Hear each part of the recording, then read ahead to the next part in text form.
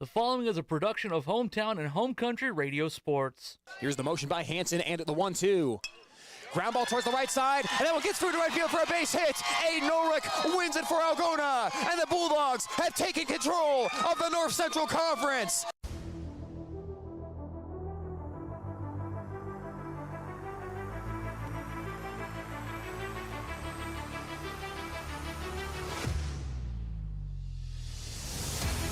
One pitch. Flaherty's taking off. Swing and a miss. Throw to second base by Ulrich. It's on target. Tag is down, and they got him. Ulrich throws at the runner at second base, and Schlegel pumps his fist on the mound. Garman's 0-2. Swing and a miss for strike three. The Algona Bulldogs are one game away from the state tournament. As there's a hard hit ball towards right center field. That could be a gapper, and Free is racing back. It's over his head. Alsbecker got a late break. He's on his way to third as the ball is still out by the fence. Alsbecker will be waved around third base. Heading to third right behind him is Garman. Garman's being waved around as well. One run scores. Here comes Garman. Inside the park, home run. Video streaming on the Algona Radio YouTube channel is brought to you by Algona Municipal Utilities, community owned for community benefit. Kemna Auto Center, where it's not just about the car, it's about the care. Iowa State Bank, helping people succeed. PMC Advantage Insurance Services. Having the advantage makes all the difference. And Algona Frame and Auto Body. We meet by accident. Now, here's Hometown and Home Country Radio Sports Director, Tyler Lance. And a good afternoon from Algona High School here on Hometown Radio KLGA and the Algona Radio YouTube stream. Let's Play 2. It's a first-round postseason preview as the Charles City Comets visit the Algona Bulldogs on Hometown Radio KLGA and the Algona Radio YouTube stream. The Bulldogs now looking to get a few things straightened out before the postseason arrives, as they had a tough loss against Pocahontas area in their most recent game earlier this week. Bulldogs led a late lead to get away at a 13-12 loss against the Indians, and overall, they're looking for that sharpness that you need going into the postseason. Tonight, they take on a Charles City Comets team that has struggled this season. Their record 1-22 overall, but it is going to be a postseason preview here tonight. Bulldogs have Tate Schlegel on the hill in game number 1 of this doubleheader, and we will see what the Bulldogs can do. They had a couple of wins earlier this week against St. Edmund, clinched the North Central Conference, and now you have a few non-conference games here before you end the regular season and move on to postseason action. Looking at the starting lineups for both teams, it'll be Vincent Benning batting leadoff for the Charles City Comets and playing center field. Holden McEnroy, the shortstop, batting second. It is Sawyer Hansen, the designated hitter, hitting third, as he'll bat for the right fielder, Noah White. Luke Jacobs at first base. He will bat fourth. Cameron Littleton, the catcher, hitting fifth. Zachary Scheck, the pitcher, bats sixth. Micah Thompson at third base, hitting seventh. Ethan Hadley, left field, batting eighth. Jackson Rosiska, the second baseman, batting ninth. Meanwhile, for the Algona Bulldogs, it'll be Dawson Elsbecker playing right field and batting leadoff. Tate Schlegel, the pitcher, hits second. Tate Garman, designated hitter tonight, batting third, as he will bat for the center fielder, Levi Walker. Aiden Ulrich, the catcher, batting fourth. Mason Ulrich, the first baseman, hitting fifth. Aiden Engel in left field, batting sixth. Jackson Eischen at shortstop, batting seventh. Ryan Weir, he is at third base, hitting eighth. And Sam Schucher, the second baseman, batting ninth, rounding out the Bulldog nine. Algona with a 20-7 overall record. Charles City comes into this game 1-22. And in the future, this will be a North Central Conference matchup. Before tonight, still a non-conference doubleheader before Charles City enters the conference in a couple years from now. And like I said, a first-round postseason preview. If you're the Bulldogs tonight, looking to correct a few of those errors from earlier this week against Pocahontas area, play a little sharper baseball. And if you're Charles City, you're trying to make a statement, hey, Bulldogs, it's not going to be easy in the first round. So we will see what these teams can do here tonight on Hometown Radio KLGA and at the Algona Radio YouTube stream. We'll step aside for a quick timeout. When we come back, tonight's first pitch between Charles City and Algona. It's on the way next. More Sports Club members. Lusher Family Dentistry, serving your family since 1965 on Call Street in Algona. Algona Plumbing and Heating, where a good flush beats a full house. Kasuth Regional Health Center, your home for health care. Walker Chiropractic and Wellness, caring for Algona, Sway City, and surrounding areas with chiropractic, nutritional, and physical therapy services. Reeves Wicked Good Bar and Grill, for wicked good food, drinks, and service. You've got to go to Reeves. High Point Land Company, your trusted land partner in Algona. All bringing you this game on the radio. Thank you to these Sports Club members bringing you this game on Hometown Home Country Radio. CB Grain Solutions, satisfaction guaranteed. Dump It, Kasuth County's local and reliable waste service provider for commercial and residential customers. Albert Electric, flip the switch to Albert Electric. Billy Offerman, your State Farm agent in Algona. Like a good neighbor, State Farm is there. Greg Penning and Company, certified public accountants where everyone counts. Sports on Hometown and Home Country Radio. Brought to you by these fine Sports Club members. All bringing you American This Glass game for on all the your radio. glass needs. Think American. Farm Bureau Financial agents Dave Beisch, Daniel Foth, and Michael Tull. Chemco Tires, they're all you need to know about tires and service. Wykert Realtors, the 515 Agency, a fresh approach to real estate. Grassmasters, growing satisfied customers. Iowa Lakes Community College, your community, your college. Glenn's Green Thumb, from a small seed, something beautiful will grow. All bringing you this game on the radio. When you need cash on the go, there's no need to pay a surcharge fee with MoneyPass. Iowa State Bank is proud to be part of the MoneyPass network of surcharge-free ATMs found nationwide. Look for the green and blue MoneyPass symbol on over 32,000 ATMs across the nation. Or find an ATM near your vacation spot or travel destination at MoneyPass.com. MoneyPass, another way that Iowa State Bank helps people succeed. Member FDIC. High school sports on Hometown and Home Country Radio, brought to you by these fine sports club members. Signworks Inc. For all your signage needs and printed apparel, stop in or call 295-9544. New Way K&H Co-op, delivering exceptional value through knowledge and innovation. West Bend Ford, meeting your service, new and used vehicle needs. Tom Eischen Sales, your store in the country, carrying steel and Toro products and Green Mountain pellet grills. PMC Advantage Insurance Services, insuring our neighbors for over 80 years. All sponsors of this game broadcast.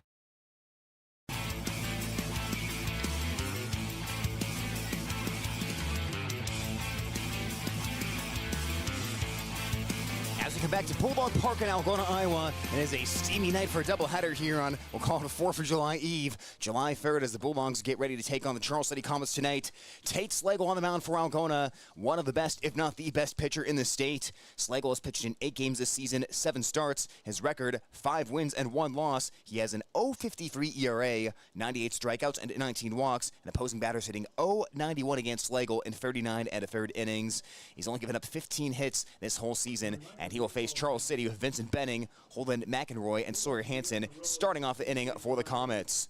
Charles City, under the direction of head coach Tyler Downing, they are 1-22 so far this season. Just picked up their first win of the season last week. Meanwhile, the Bulldogs, they come in 20-7 overall. They have a run differential this year of plus 131. That is number 5 in Class 3A, and that was, of course, helped on Monday night with a couple of blowout wins over St. Edmund, 20-2 and 16-5 in the final 2 North Central Conference games of the regular season for the Bulldogs, as Algona clinches the NCC title for the 2nd year in a row. And now, you wind down the regular season here for some non-conference games. Doubleheader tonight, obviously, against Mason City, or against Charles City, that is. You have Mason City coming up next week.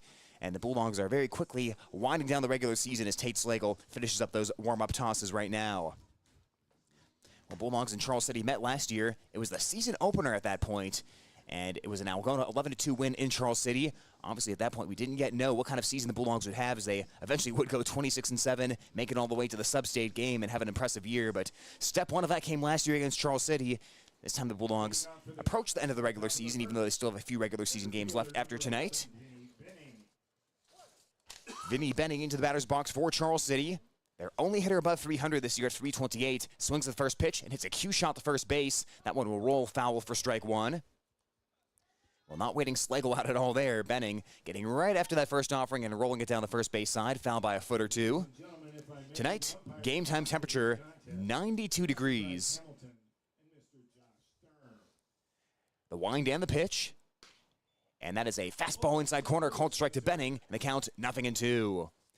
Bulldogs have the red uniforms up top tonight. The Dogs, D-A-W-G-S, written on the front in script lettering. As Slagle fires, Benning a ground ball towards Slagle. It's off his glove. He tries to recover. He picks it up. He fires to first base, and it is low, and it gets away. Benning is on his way to second base, and the Bulldogs will try to throw him out, but that throw is well late.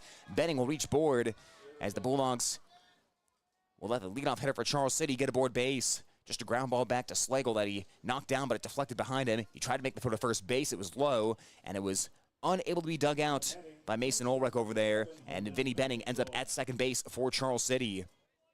So leadoff base runner on the Bulldog air. And unfortunately for Algona, they pick up where they left off against Pocahontas area, and where they had some defensive struggles. The right-handed hitting shortstop Holden McEnroy in the box. As Slagle kicks and delivers, and McEnroy bunts, but he fouls it off. 0-1. Bulldogs have the white uniform pants, the red stripe down the side, the black hat with the red brim, and the red A on the front.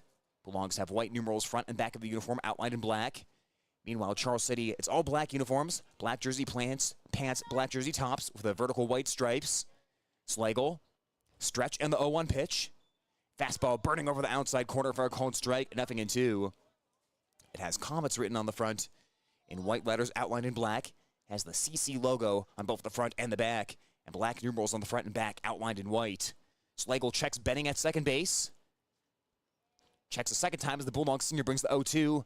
That one slashed foul over to the first base side, and we will do it again with a count of no balls and 2 strikes. Hansen on deck for the Comets. Tail of the tape this year for Charles City. Scoring-wise, they've only averaged 3.4 runs per game. They've allowed 9.8. As Slagle checks the runner at second base. His 0-2 pitch, and a wave and a miss for strike 3. Slagle brought the heat, and that is out number 1 of the inning as Benning still on second base. Bulldogs, on the other hand, they average 8.5 runs per game. They're only allowing 3.7 as the number 3 hitter, Sawyer Hansen, the designated hitter, steps in. Hansen wearing jersey number 23, batting 164 on the season. Bats all the way in the back of that right-handed box out of a wide stance. Slagle with the kick in the pitch, and Hansen cuts and misses at a high fastball, and the count 0-1. Defensively for Algona, it is Ulrich behind home plate, Weir at third base, Eischen at short, Schucher at second, and Ulrich at first. Engel in left, Walker in center, and Elsbecker in right, as there's a late swing and a foul at home plate, and that ball may have dinged Aiden Ulrich behind the dish. That was a late emergency-type hack on that foul ball, just went straight back and almost got of Ulrich there behind home. That catcher position is a thankless job, folks. It's a respected position on the baseball diamond, of course, but you get absolutely beat up back there.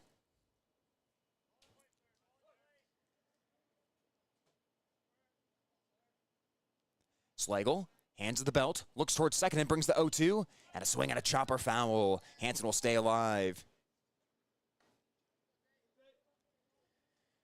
So Hansen batting, Jacobs on deck. Charles City trying to take the early lead here in Algona on a sun-drenched night, humid and hot, 92 degrees at the time of this game, as the sun blazing out over the field. Slagle looks towards second base. He brings the 0-2 again. Fastball downstairs, and it'll be a 1-ball, 2-strike count. Not much of a breeze, but the little breeze that we do have is blowing in the direction of right field. Bulldog outfield relatively shallow for Hansen, as Luke Jacobs stands in the on-deck circle. This Charles City batting order hitting just .203 on the season. Trying to break through against Slagle in the first. Slagle delivers. Off-speed pitch, called strike 3 as he locked up Hansen. Back-to-back Ks by Slagle, and that is out number 2 of the inning. So 2 outs, runner still at second base for Charles City. No scores. Luke Jacobs, the first baseman, stands in. Jacobs batting 180 on the season with 7 runs driven in. Charles City has just 1 hitter over 300. That was a leadoff hitter, Vinny Benning. Only 3 more besides him over 200, so 5 out of the 9 hitters in the starting lineup tonight are hitting below 200. As that pitch is upstairs for a ball, 1-0 count on Jacobs, as Cameron Littleton is due up next for Charles City. Bulldogs and the Comets, they are 3-3 against each other, dating back to the 2011 season. Slagle's 1-0 pitch, and there's a cut and a miss for a strike. He tied him up in knots on the curveball that time as the count evens. 1 ball, 1 strike. Slagle now working into a rhythm. Hands belt high as the future Iowa Hawkeye checks second base. His 1-1 pitch went off speed again, and it grazed the corner of the plate. Count 1 ball, 2 strikes from Slagle. Slagle trying to work around that error to start the game that allowed Vinny Benning to reach second base. Slagle's 1-2 pitch. A cut on the miss for strike 3. Slagle works around the leadoff air by striking out 3 batters in a row, and we stay scoreless. Bottom of 1 coming up next from Algona High School and on Hometown Radio, KLGA. For over 40 years, Northwest Iowa bone, joint, and sports surgeons have maintained one mission: to provide excellence in orthopedic care. Their team of 9 physicians offers specialized care in everything from arthroscopic same-day surgery to joint replacement, as well as hand and foot surgery, and have an orthopedic surgeon on call 24/7. Healthcare isn't about appointments, it's about taking care of people, and that's their specialty. Visit Northwest Iowa Bone, Joint, and Sports Surgeons on the web at nwiabone.com. We've got more sports club members making this broadcast possible on Hometown and Home Country Radio. Algona Frame and Auto Body. We meet by accident. Water connection, from softeners to bottled water and service. Call 295-SOFT. Algona Pizza Ranch. There's so much to love. Cotton Grave Farm Management and Land Realty, downtown Algona. Trusted for farmland service needs since 1960. Algona Livestock. Sales every Monday. Countryside Barbecue Sauce. 2 sauces for all seasons. All bringing you this broadcast on the radio.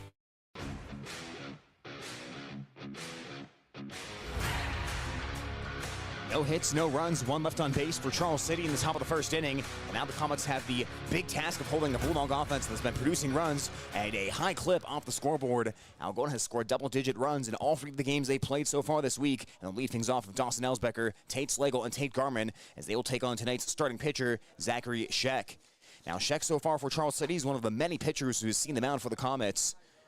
Scheck on the season, he has pitched in 1 game, and he has had minimal work on the season, just a third of an inning pitched. In that third of an inning, he allowed 6 runs, 5 of which were earned, 1 base hit and 3 walks, did not strike out any batters, a .333 opposing batting average. So Scheck is going to get an opportunity here against a prolific Bulldog lineup that's batting .321 on the season, first in the North Central Conference in terms of batting average. And this Bulldog team, like we mentioned, averaging over 8 runs per game, going up against the Charles City team that's allowing nearly 10 per game. In fact, Charles City, last 3 games on this 3-game losing streak, 10, 12, and 12 runs allowed. Losses against New Hampton, Decorah, and Decorah, that being a doubleheader against Decorah back on July 1st. Comets had the day off yesterday before returning to action here at Bulldog Park for this one. Well, Dawson Elsbecker will start things off as the final warm-up toss is taken. Elsbecker on the season, a .378 hitter with a .491 on-base percentage. He has walked 18 times and only struck out 16 times. And Elsbecker has been on his hair as much as just about any Bulldog outside of Tate Slagle over this stretch of 3 games. You look at the past 3 games, Elsbecker has 7 hits in his last 12 at-bats, so he is certainly doing his job out of that leadoff spot. Wears the shin guard on the right leg and hits maybe a step off the back of that right-handed box. As Scheck delivers the first pitch, that one finds the zone for a called strike, 0-1. Charles City defensively has Littleton behind home plate, Thompson at third, McEnroy at short, Ruziska at second, and Jacobs at first. It's Hadley in left, Benning in center, and White in right field as Elsbecker pops it up first base side, and that one is going to carry near the backstop and out of play. And a dropped foul ball already. We had a fan go for it on the first base side, and right off the hands. Tough start to the 4th of July weekend. Not a good look to drop a foul ball in front of all your friends and family here at the ball yard. We'll see if that one gets over there at some point. Elsbecker behind 0-2 as he takes a step forward in the batter's box. 0-2 pitch. That one's going to stay up and away for a ball. 1 ball and 2 strikes. Comets as a team, 7.79 ERA this season. They have walked more batters than they struck out as a pitching staff, of 146 walks compared to 115 strikeouts. And their staff's 130 innings pitched. Elsbecker, rip job to left field, base hit. On the 1-2 count, Dawson Elsbecker absolutely turned on that ball and hit a line drive to left field. Bulldogs will get their leadoff runner on base, and Elsbecker now has 8 hits in his past 13 at-bats for Algona. And that'll bring Tate Slagle to the dish. Tate Slagle has been unreal all season long, but especially so as of late. His batting average on the season, .512. He's hit 8 home runs, and he has driven in 42. He's walked 19 times compared to 12 strikeouts as Scheck is forced to the stretch.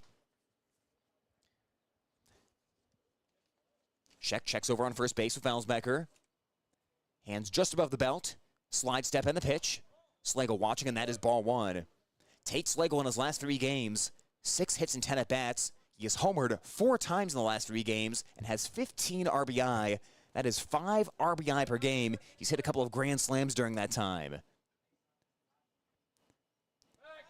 Scheck spins towards first base. Thought about throwing the pickoff over there, but nothing doing. As diving back in, Dawson Elsbecker. Scheck, the right-handed sophomore for Charles City, wears jersey number 22. Comets have those black caps with the orange brim on them. Here comes the 1-0 pitch as Elsbecker runs, and Slagle taps that foul behind home plate as Elsbecker off to head back to first base after a little foul tip there by Slagle.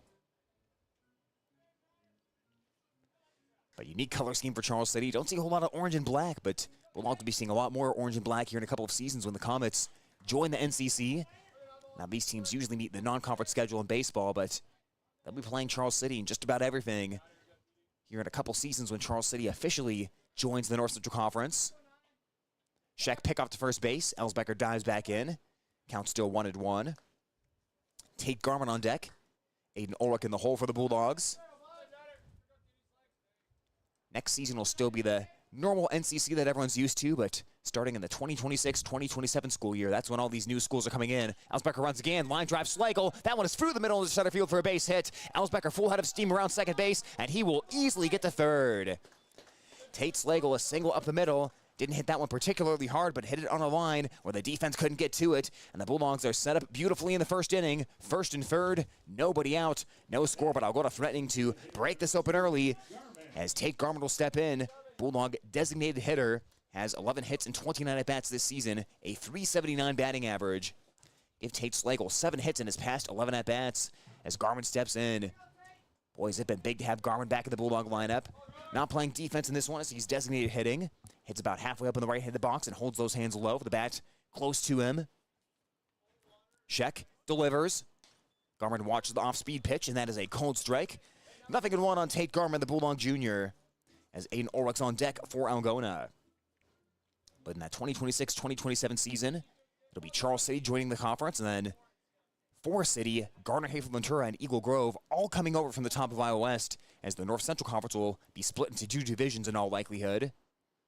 Scheck, long hold, Schlegel runs, pitch to Garman is hit in the air towards left field, moving over is Hadley in the gap, and he makes the grab. Schlegel's got to hustle back towards first base.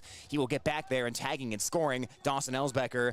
That'll be a sacrifice fly for Tate Garman to left field, and the Bulldogs will grab the 1-0 lead in the bottom half of the first inning.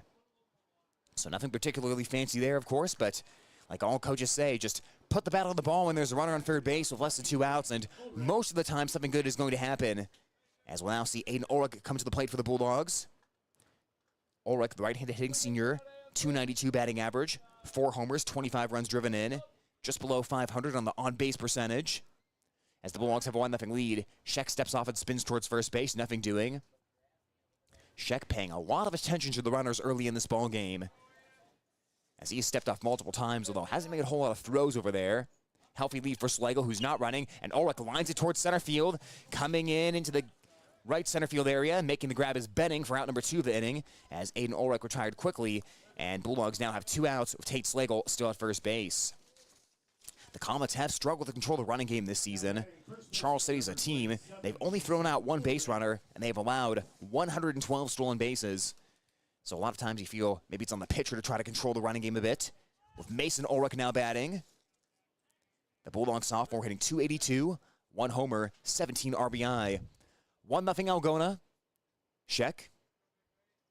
Stretch in the pitch. Schlegel runs. Ulrich flies that in the air. Pretty deep towards left field. Racing over his Hadley, and he can't get to it. He'll field it on 1 hop. Schlegel being waved around third base. He will try to score. Charles City, relay throw to the plate. Up the first base line. Schlegel will score, and it's an RBI by Mason Ulrich. 2-0 Bulldogs as they come through with the 2-out base hit. Well, that was a nice hustle play by Hadley. Initially, he got over into the gap and cut that ball off before it could roll to the fence and got it into his cutoff man, the shortstop McEnroy. McEnroy, though, hesitated before he made a throw to home plate. He really did not aggressively try to throw that ball home, and then after he hesitated, the throws up the first base line as Tate Schlegel easily able to score for Algona. Now the number 6 hitter, Aiden Engel, the left fielder. Pitch to Engel. Took a long look at that one, but it dipped down below the zone for a ball. 1-0 count. The Bulldog Jr. batting .306, 1 homer, 22 RBI for Aiden Engel. As the Bulldogs lead 2-0 over Charles City. Bottom half of inning number 1. Scheck looks towards second base. He double checks, and he brings the 1-0. Engel watching, and that is ball 2. Scheck has matched up his uniform very well. He has the black shoes matching up with the uniform pants and the orange shoelaces. Charles City orange there. Doesn't look like a lot of other Comet players have found the same shoes that Scheck has. 2-0 count, slide step in the pitch, and Engel fists that one back to the screen. Count goes to 2 balls and 1 strike. The Bulldogs and the Comets, 3-3 against each other since 2011. Algona defeated Charles City last year. Comets defeating the Bulldogs the 2 prior seasons, both by 1-run games. Algona's win last year by a final count of 11-2. Scheck checks second base and brings the 2-1 pitch. Down in the dirt, picked out nicely behind home plate by Littleton, and Aiden Engel ahead in the count. 3 balls, 1 strike. In the on-deck circle for Algona, Jackson Eischen. After that, Ryan Weir, if anyone gets on base. The sophomore Sheck holds the hands belt high. Comes to the plate with a 3-1. And Engel bloops that one shallow right field. That one's curving into foul territory, and no one's going to get to that. The first baseman, Jacobs, turned his back to home plate and tried to maneuver his way towards foul territory, but a little gust of wind blew that one away from him, and the right fielder is playing so far off the line as well. No chance to get to that little blooper into the right field foul territory. 3-2 count now on Aiden Engel as Sheck tries to minimize the damage in inning number 1. Sac fly by Tate Garman and RBI double by Mason Ulrich. Sheck comes set. His payoff pitch. Sailed that up and away for ball 4, and Aiden Engel has the 2-out walk. 2 out, 2 on for the Bulldogs, and Jackson Eischen will be the 7th man to bat this inning. Eischen, another junior for Algona, batting .352, 1 homer and 13 runs knocked in this season. He has walked 16 times compared to 7 strikeouts, as his on-base percentage now above .500. Quick visit at the mound as Littleton will go out there to talk to Sheck. And Charles City still a chance to limit the damage here in inning number 1 as they go through this bottom part of the Bulldog batting order. But Sheck is already having to throw a decent amount of pitches. He is up to 17 at this point. And we'll get above that 20 mark in all likelihood here if Eischen has a long at bat. Eischen hits near the front of the right-handed box out of a fairly wide stance, attacks the first pitch and dribbles it towards shortstop, charging in McEnroy, and the third baseman runs in front of him and interferes with the play. McEnroy has no plays. He has to hang on to the ball. That ball was hit in the zone where the third baseman and the shortstop are both thinking about it. The third baseman, Thompson, cut in front of McEnroy, but he didn't get out of the way. He directly interfered with McEnroy, and they almost ran into each other. McEnroy had no chance to make a throw to first base because his third baseman pretty much ran right into him. So the Bulldogs catch a break, and the bases are loaded. That should have been out number 3, even though that is technically an infield single. Ryan Weir swinging and fouling off the first pitch, 0-1. Again, there was no error made on the play per se because the ball wasn't thrown away or booted in any fashion, but that's a ball you have to turn into an out if you're Charles City if you want to find a way to stick around in this game against Algona. Next pitch will be number 20 of the first inning by Sheck as Weir is behind 0-1 in the count. He delivers, and Weir for a late swing and a miss. He's behind in the count. No balls, 2 strikes. The senior batting .269, 24 runs driven in on the season. Has had a lot of clutch moments with runners in scoring position, including a game-winning base hit earlier this year in a game against Clear Lake. Sheck's 0-2 pitch. Weir for a little dribbler towards shortstop again. McEnroy charges. McEnroy throws to first base, and it is in time for the out, and the Bulldogs will leave him loaded. So Charles City works around the bases loaded situation. They give up 2 to the Bulldogs and will move to the second. Algona 2 and Charles City nothing on Hometown Radio KLGA and the Algona Radio YouTube stream. High school sports on Hometown and Home Country Radio, brought to you by these fine sports club members. Central Financial Group, where you belong. Down to Earth Tree Service, your local Algona tree service. Styles Salon, your salon in Algona. Create yourself. Farm and Home Services. View their listings at farmhomeservices.com. Holmes Animal Clinic, animals large and small. They love them all. Dance Connection and Tumbling by Michelle. Passionate about teaching, creative about dance. Visit their studio or danceconnectionbymichelle.com. All bringing you this ball game. We've got more sports club members making this broadcast possible on Hometown and Home Country Radio. TAFE Wellness Center in Algona and Armstrong, keeping athletes in the game with chiropractic care. Take charge of your health. Lichter's Garage Door Service and new installations. A reputation you can trust. Call 515-295-5988. Ed Service Station, service you can trust. J&J Custom Meats, continuing the traditions in Whittemore. Ulrich Construction, let them do the work. Sports Club members bringing you this game.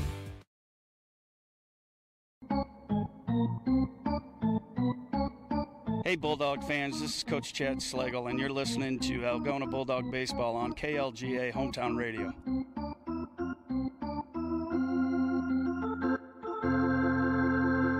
Algona 2, Charles City nothing as Tate Slagle goes back to work, and he will blow the first pitch fastball by the swinging Cameron Littleton for strike 1.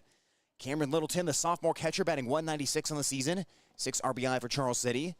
Bulldogs leading at 2-0 as Slagle winds and delivers. Sails the fastball up high for a ball, and the count evens 1-1.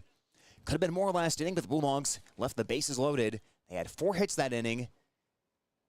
And Charles City had a chance to get the third out, but allowed the bases to get loaded before Ryan Weir grounded out the shortstop. 1-1 pitch. Slagle finds the inside corner for a strike. Count 1 balls and 2 strikes on Cameron Littleton, as it'll be Littleton, Sheck, and Micah Thompson this inning for Charles City. Slagle winds in, fires the 1-2 pitch, and a wave and a miss for strike 3. Littleton chased one that was down low, but he fished for the fastball, trying to protect the 2 strikes, and that is out number 1 of the inning. After that leadoff error to begin the ball game, Slagle has fanned 4 consecutive Charles City batters, and Zachary Sheck will step in. Sheck on the season for Charles City, hitting .214, 7 runs driven in. Slagle into the windup, and his first offering to Sheck, and that'll lead him back a little bit for a ball, 1-0 count. Slagle has had some big punch-out games this season, a couple of 17 strikeout games earlier on, and at a brisk pace early here, missed with the off-speed pitch, and the count goes 2-0 to Sheck. Bulldog pitching staff has done some incredible things as a whole this year, and that is thanks in no small part to Tate Slagle. Slagle hands the belt. He'll bring him up as he goes into the motion with a 2-0 pitch. That one finds the outside corner for a strike, 2-1. Coming into today, Algona pitchers had struck out 269 batters. That is number 2 in the state in all classes, trailing only Seydel's 287, as there's a wave and a miss. Sheck couldn't catch up to the high heat, and the count evens at 2-2. Seydel, also a Class 3A school. Not to mention the 99 runs allowed by the Bulldogs this year, least in the NCC, as there's a lazy fly ball to center. Levi Walker has it measured, and he will reel in for the second out of the inning. The 4 strikeouts in a row streak is broken up, but Sheck flies out to center field, and it's a quick 2 up, 2 down for Charles City to start off the second.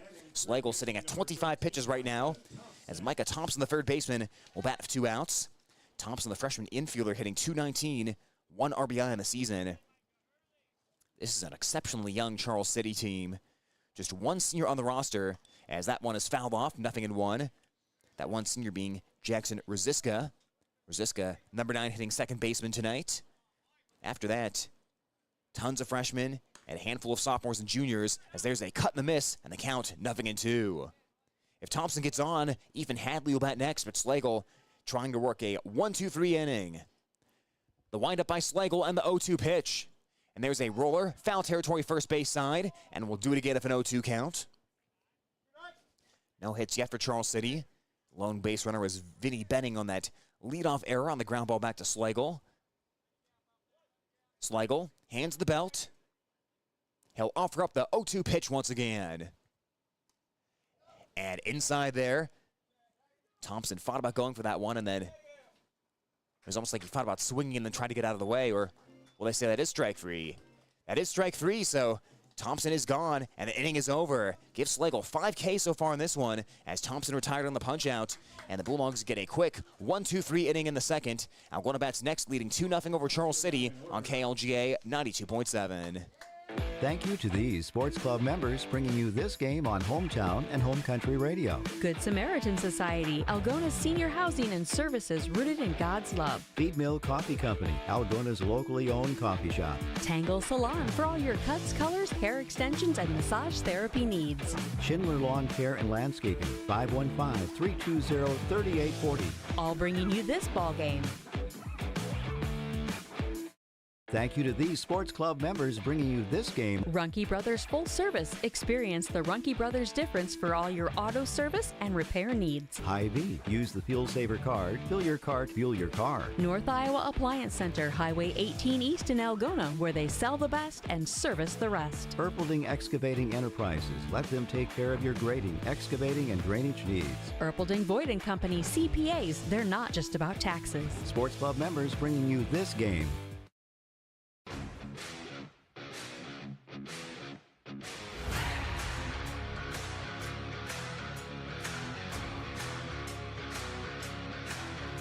As we come back to Algona High School, the Bulldogs leading the Charles City Comets 2-0, moving to the bottom of the second inning on Hometown Radio KLGA and the Algona Radio YouTube stream.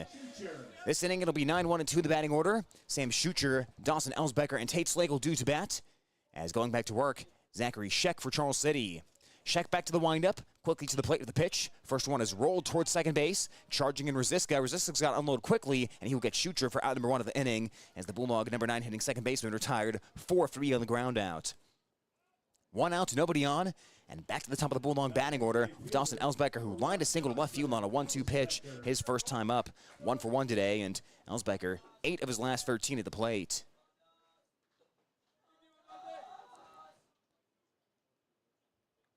Tate Slagle, 5 strikeouts so far today against the Charles City batters. As Scheck delivers, went off speed to Elsbecker, and that one finds his own for a called strike, 0-1. No strikeouts yet for Scheck. He's recorded his outs via a pair of flyouts and a pair of groundouts. Scheck working middle of the pitching rubber. The Charles City sophomore brings the 0-1. And kept that one upstairs as Elsbecker tried to get on top of it, but found it directly back to the screen. And the Bulldog #1 hitter in the batting order behind in the count, 0-2. Charles City started the year rough, lost their first 19 games, picked up their first win last week against Crestwood, but lost 3 in a row after that to get to 1-22 heading into this doubleheader against the Bulldogs. Scheck's 0-2 pitch, and there's a foul at home plate. Elsbecker just got a piece of that one. The catcher Littleton couldn't quite squeeze it as he got dinged by that foul ball, and Elsbecker stays alive, but barely if the 0-2 count. Elsbecker calls time at home plate before the next offering by Scheck. It's been a tough couple of years for the Comets. They went 17-17 during the 2023 season, but last year dipped to 3-24, and now just sitting at 1-22. The motion and the pitch by Scheck, and a wave and a miss for strike 3. Elsbecker chased one that was down low and was out in front of that breaking ball, as Scheck has his first K of the ball game. 2 up, 2 down for the Bulldogs in the bottom half of the second inning, and now Tate Slagle, who's 1 for 1 of a single his first time up, coming to the plate. Slagle right now leading Class 3A and 5th in all classes with 8 home runs. And as we mentioned, 4 of them from the past 3 games. Slagle bats from the narrow stance, about 3/4 of the way up in the right-handed box, as Scheck sails the first one up and into Slagle for ball 1. Slagle's batting average, that's #2 in Class 3A, and he is 1st in Class 3A in RBI. #2 in the class in hits as well. The motion and the pitch. Slagle will bloop that one, and it'll roll through into center field for a base hit. So Tate Slagle hasn't hit out of ball hard so far today, but a couple of balls just sent right back through the middle that have gotten through into center field. And the Bulldogs will have a 2-out base runner. Slagle's now 2 for 2 tonight. For Tate Garman, who had a sacrifice fly his first time up. That is hit number 46 of the season for Tate Slagle. As he'll be at first base of 2 away, and we'll see if he runs. He did start a couple of times when he was on first base previously, although pitches were either fouled off or put into play, so didn't have a chance to get a steal, but he did eventually come around to score in that first inning. Garman awaits the pitch as Slagle runs. The pitch goes to the backstop. Slagle around second base. He'll take a big turn, and he will stop and go back to second base. He went about 1/3 of the way to third base as the pitch went to the backstop, but elects to stop right there as the Bulldogs will get the runner to second base with 2 outs. It's Garman right now, Ulrich in the on-deck circle, and a 1-0 count. Next pitch for Scheck will be number 29 of the outing. Scheck with the look towards second base. A check once again, and a third check. Now his pitch sails up above the head of Garman in the count 2-0. Those first 2 outs of the inning that Scheck recorded relatively quickly, especially that first pitch grounded by Schucher, helping him keep the pitch count underneath control, but the Bulldogs are threatening to push that back up here of 2 outs. Scheck takes a look in, getting his signs from the catcher Littleton. Checks second base and delivers the 2-0 in the dirt, and Littleton with a backhanded pick again.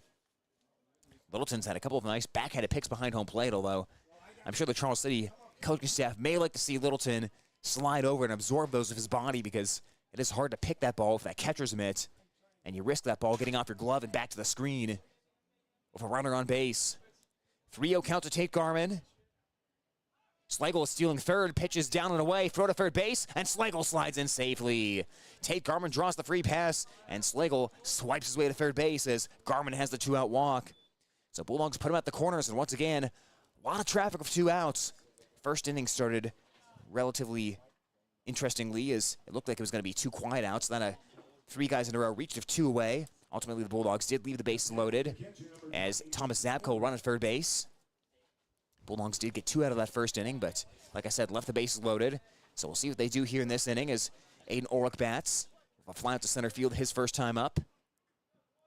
Scheck will look towards first base. The next one being number 32 of the game, pitch count-wise for Scheck.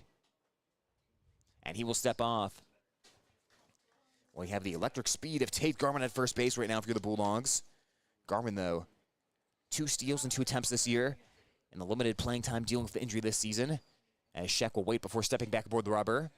Zapka at third base right now. I'd imagine the Bulldogs would like to see Garman go at some point, at least just to see what Charles City will do defensively. Do they even make a play on him, or do they just have a defensive indifference and let him take second? Garman not going. First pitch to Ulrich. That ball is off the pitcher and rolls to the middle of the infield, and everyone's going to be safe. Zapka comes home to score, and Aiden Ulrich's on first base for the RBI for the Bulldogs. It is 3-0. Another ball sent right back for the middle, but deflected off the pitcher, and the Bulldogs push across a 2-out run, and runners now still at first and second. It is Garman up to second base, Ulrich on first base, and Sheck recollecting himself after the deflected ball, as I think Bulldogs are going to watch a courtesy run for Ulrich, who is catching tonight in Game 1 of this doubleheader. That'll be Owen Moe going to first base for Algona, as Mason Ulrich will come to the plate. Ulrich doubling to left field his first time up. 1-for-1 today for an RBI for Mason Ulrich. 3-0 Algona. Just methodically pushing the way in front of the Comets here. It's not the massive display of power we've seen in a couple of games in recent days for Algona, but just a string of base hits for the Bulldogs, and they have taken the early lead over Charles City. The pitch to Ulrich. Ulrich attacks first pitch, soft line drive left field, and that one is down for a base hit. Garman being waved around. The throw from Hadley is cut off at third base, and the Bulldogs go up 4-0. It's another RBI base hit for Mason Ulrich, and Algona stringing it together here of 2 outs. 4-0 Bulldogs. That is now 4 straight batters to reach. 3 hits and 1 walk of 2 outs after there were 2 outs and nobody on base. And the inning continues as Algona now has 7 hits tonight. Aiden Engel worked a long at bat and ended up walking his first time up. As Moe's at second base, Mason Ulrich at first. Medium-sized lead for the Bulldog base runners. Charles City playing back on the infield as that pitch is up and away for a ball, 1-0 count. You're not going to pay a whole lot of attention to the base runners of 2 outs. The focus on the batter, Mason Ulrich, at home plate right now. But the Bulldogs just continue to put the ball in play against Charles City. Bulldogs this year striking out at the lowest rate in the NCC of their batters as Ulrich bats out of the wide stance. He'll take a long look at that one as the pitch dips downstairs for a ball, and Sheck falls behind. 2 balls, no strikes. After Aiden Engel, it's Jackson Eischen for the Bulldogs. 2 runs in each of the first 2 innings so far. Sheck. Stretch. Look towards second base. And he will step off. He'll throw to second base, but Moe dives back in safely as the second baseman Rosiska is covering the bag. Wide open hole on the right side of the infield as Rosiska is playing only a couple of steps off the second base bag, trying to prevent Moe from taking too big of a lead.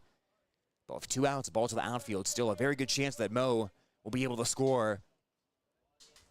2-0 pitch to Engel, down in the dirt, and another backhanded pick by Littleton. Like I said before, Littleton's not really making any attempt to get down and block the ball with his body, but he is picking up on the backhand side like a first baseman behind home plate. He's done that 3 or 4 times tonight already to save wild pitches. Sheck behind 3-0. And he sails it up high for ball 4. And for the second inning in a row, the Bulldogs have him loaded of 2 outs.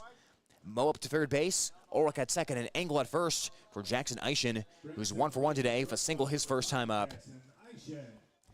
Well, this is an inning you want to punish the Comets here. 2 out walks. There have been 2 of them so far as 5 straight batters have reached. You don't want to let Charles City off the hook for the second inning in a row and just have a moderate inning. You really want to punish them here while you have the chance. First pitch to Eischen. Eischen getting right after it and fouling it back to the screen. 0-1 the count. 2 runs in so far. This whole inning got started after a ground out by Sam Schucher and a strikeout by Austin Ellsbecker to start the inning, but Slagle singled, Garman walked. Ulrich and Ulrich had back-to-back singles, and then Engel walked. 2 runs in. The windup and the 0-1 pitch. Eischen of a high chopper towards shortstop, waiting back on it, and gloving it is McEnroy. He'll throw across the diamond. The throw is low, and safe at first base is Eischen. Run comes home to score for the Bulldogs, and it's 5-0. Bases will remain loaded on the infield single by Eischen. McEnroy fielded that ball deep in the hole. Didn't really charge that a whole lot, just waited back for the ball to get to him, and Eischen able to beat the play at first base. Owen Moe comes home to score, and Ryan Weir will bat again if the base is loaded as he grounded out the shortstop his first time up, 0-for-1 today. That was also if the base is loaded back in the first inning. 5-0 Algona. Sheck works from the windup and he fires. and he misses outside of the pitch. 1-0 count. Weir, the ninth man of the bat this inning, and Sam Schucher, who began the inning, waiting in the on-deck circle for Algona. Sheck ready to bring pitch number 41 of the ball game so far for the Comets. He will deliver. There's a slow roller towards first base, and that one will stay in foul territory. That ball thought about hitting the lip of the grass and crawling back into fair territory, but ended up working its way onto that first base grass before it was touched in foul territory by Jacobs, the first baseman.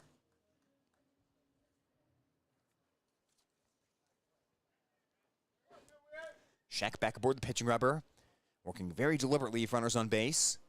Has a sign from Littleton and offers up the 1-1 pitch. And Weir pops it up first base side, but that one's getting out of play over the Charles City first base dugout. And Weir behind in the count. 1 ball and 2 strikes. Another doubleheader for Algona today. A lot of those on Monday night against NCC opponents, but Charles City slowly working their way into an NCC type of schedule as the wind and the 1-2 pitch. That is popped up by Weir. We'll see if anyone can find it for Charles City up in that bright sky. It's into foul territory. Littleton underneath it, and the ball is out of his glove. It drops in foul territory, and Weir will have another chance. Well, you always like one of the infielders to potentially come in and make that play, but that ball was still in that dirt circle area around home plate, or right on the edge of it, as Littleton discarded the mask and tried to catch that pop of his catcher's mitt, but it just popped right out. And Weir will have a second chance for the Bulldogs with a 1-2 count as he's fouled off a few from Sheck. Hasn't been able to square one up yet. Sheck ahead 1-2, but that should have been the third out of the inning as Sheck delivers up and away for a ball, and the count evens 2 balls and 2 strikes.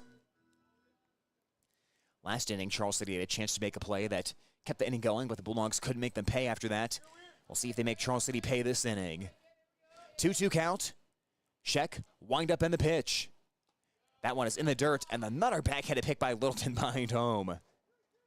I have a feeling we may be saying that a lot here tonight, as Littleton has been reliable with that pick from the backhanded side, but again, you just worry about that ball skipping off the glove and getting to the backstop, especially for a runner at third base.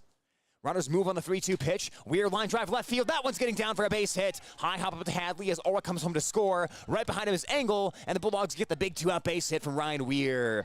7-0 Algona. And this all has happened with 2 outs and nobody on base as Weir knocks home 2. He got a second chance with the bases loaded, and this time he delivers with that 3-ball, 2-strike count. Bulldogs easily score the base runners of Ulrich, Engel, and Eischen, all running on the pitch. Now the situation, Eischen at second base, Weir at first base, and Sam Schucher, who grounded out his first time up to the plate. Schucher, after that first at-bat, now 7 of 22 at the plate this season. Bulldogs have rotated a handful of guys at that second base spot. Schucher among them. Sheck will check second, and he'll fire. Schucher watching in that one upstairs for a ball, 1-0 count. Well, the Bulldogs softball team, for those of you who tuned in yesterday, picked up a big 8-7 win over Clear Lake last night in NCC play.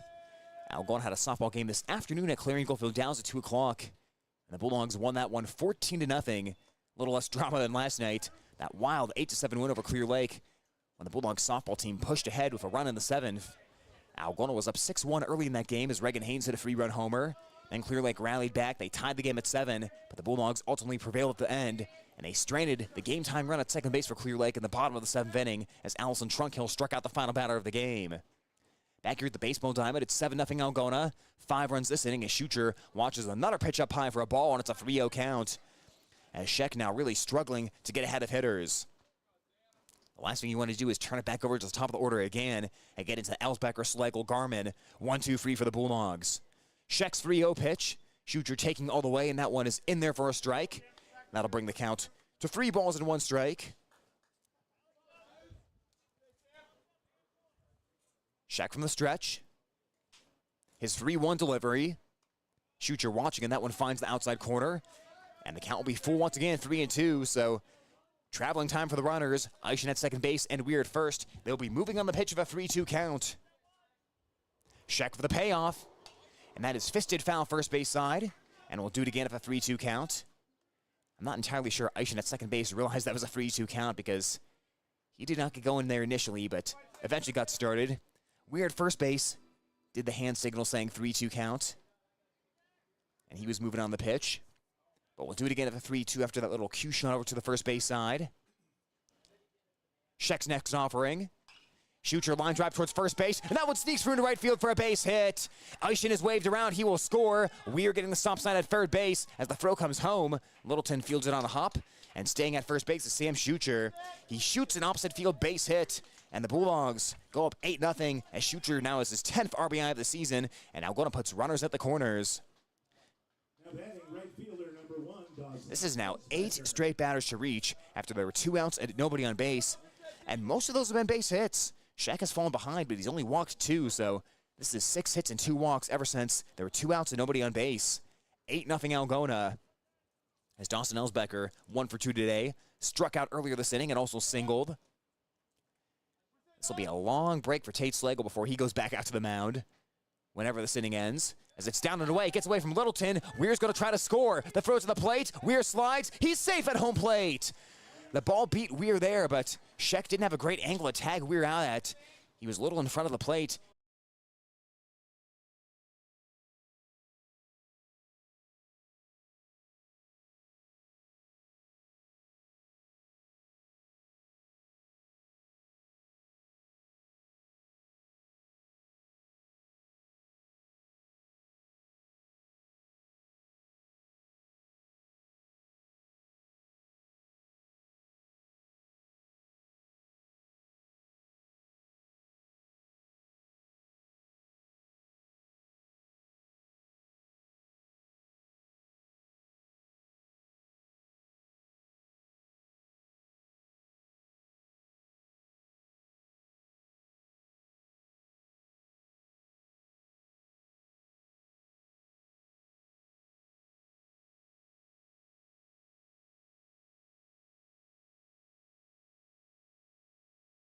All right, folks, we're back here on Hometown Radio KLGA and at the Algona Radio YouTube live stream, and hopefully we stay back here. Unfortunately, it got so hot outside that it fried our laptop and turned it off, but after feeding the laptop a ice-cold lemonade, we are back on the air, so hopefully we stay that way as this game goes on. Right now, it's 9-0 in the bottom of the third inning as Algona is batting right now, so the Bulldogs are in control here against the Charles City Comets, and we play in the bottom of the third inning with Algona up to the plate. Tate Slagle, the number 2 hitter.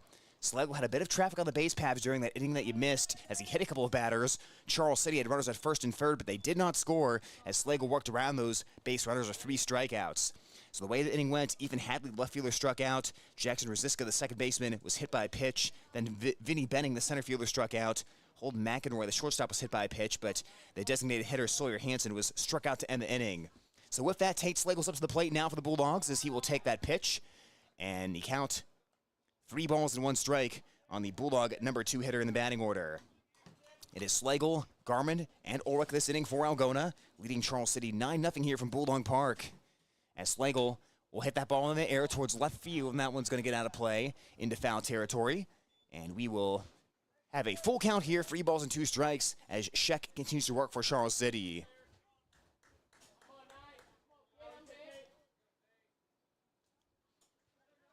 Slagle so far today, 2 for 2. Couple of singles up the middle of the diamond so far. As Sheck works into the motion and brings the full count pitch. In the dirt for ball 4.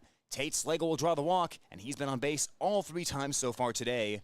As he'll start off this inning with a walk. And the Bulldogs will get ready to send Tommy Zabka to base to run for Tate Slagle, who will get back and get ready to pitch in the next half inning.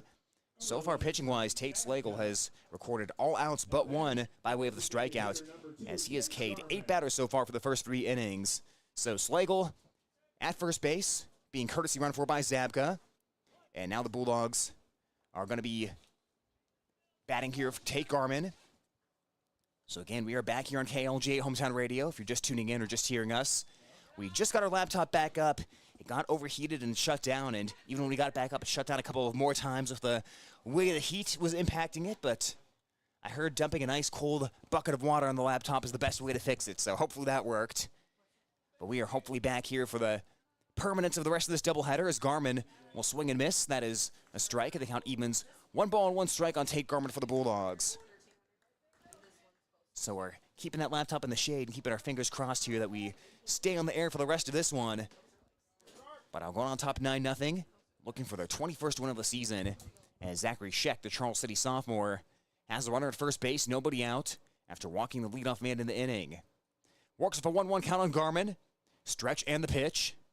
Garmin rips that one to the left field for a base hit. Zabka scampering up at the second base, and he will stop right there as that ball got quickly out to left fielder Hadley. And the Bulldogs get their first two on.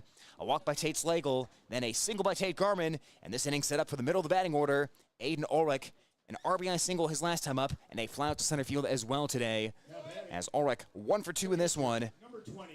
Had an RBI during that expansive second inning for the Bulldogs.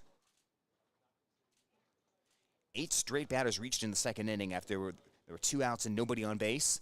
And that led to the 7 runs that Algona was able to put on the board during that inning. So Bulldogs men on first and second, nobody out. As Ulrich will swing at that pitch, he'll roll towards shortstop to second base for 1. The relay to first base, and it pulls the first baseman off the bag as Charles City cannot turn the double play. Tate Garmin retired at second as Ulrich hits into the fielder's choice, and the Bulldogs will have him at the corners now with 1 away. And Owen Moe will come on once again to courtesy run for Algona as he will go to first base. First for the catcher, number 6, Owen Moe. Now batting, first baseman, number 27, Mason Ulrich. So 9-0 Algona right now. Mason Ulrich, who's 2 for 2 so far today. He bats men at the corners. It's Zabka at third base, Moe at first base, and 1 away in the Bulldog half of the third inning here on a steamy night at Bulldog Park. Sheck taking a look in for Charles City.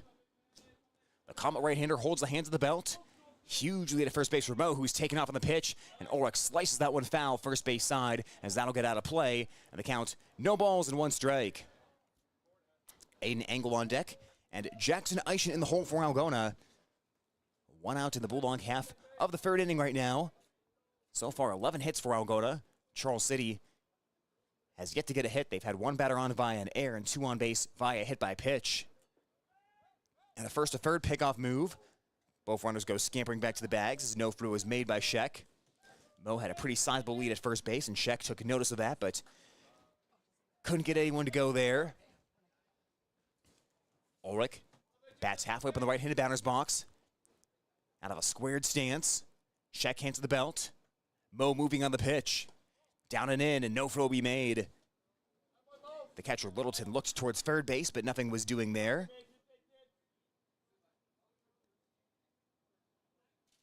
As it's second and third now for the Bulldogs. Zabka will be the man at third base, and it is Moe at second right now.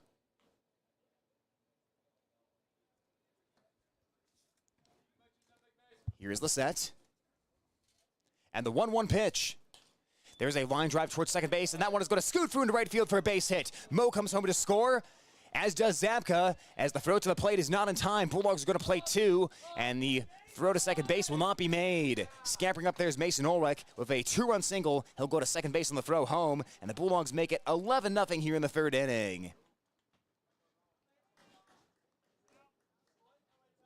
So Mason Ulrich having a big night. 3 for 3 now for Algona.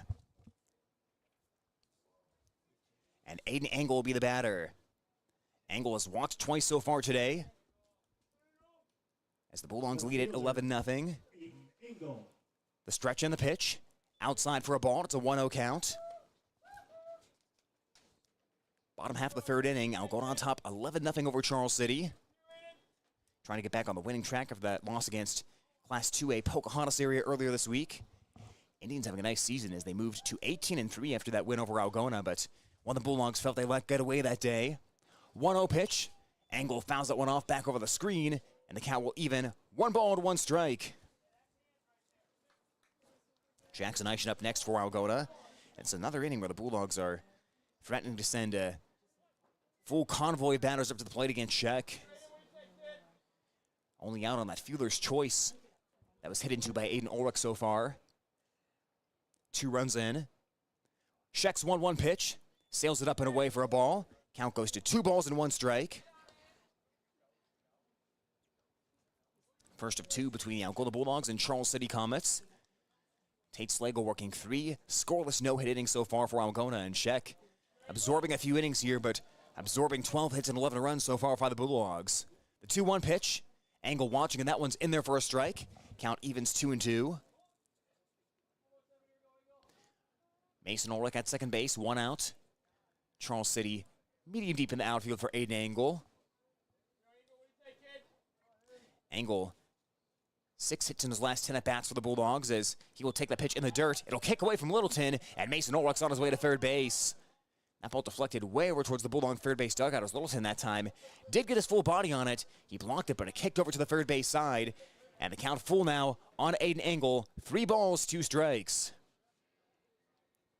It's the junior Angle followed by the junior Eischen in the batting order as Algona tries to squeeze across another run here. In inning number 3, they had 2 in the first, 7 in the second, and 2 in the third. The stretch in the 3-2 pitch. Outside ball for Aiden Angle, works another walk, and the inning continues for the Bulldogs with men at the corners and 1 out, and Jackson Eischen, who so far is 2 for 2 today.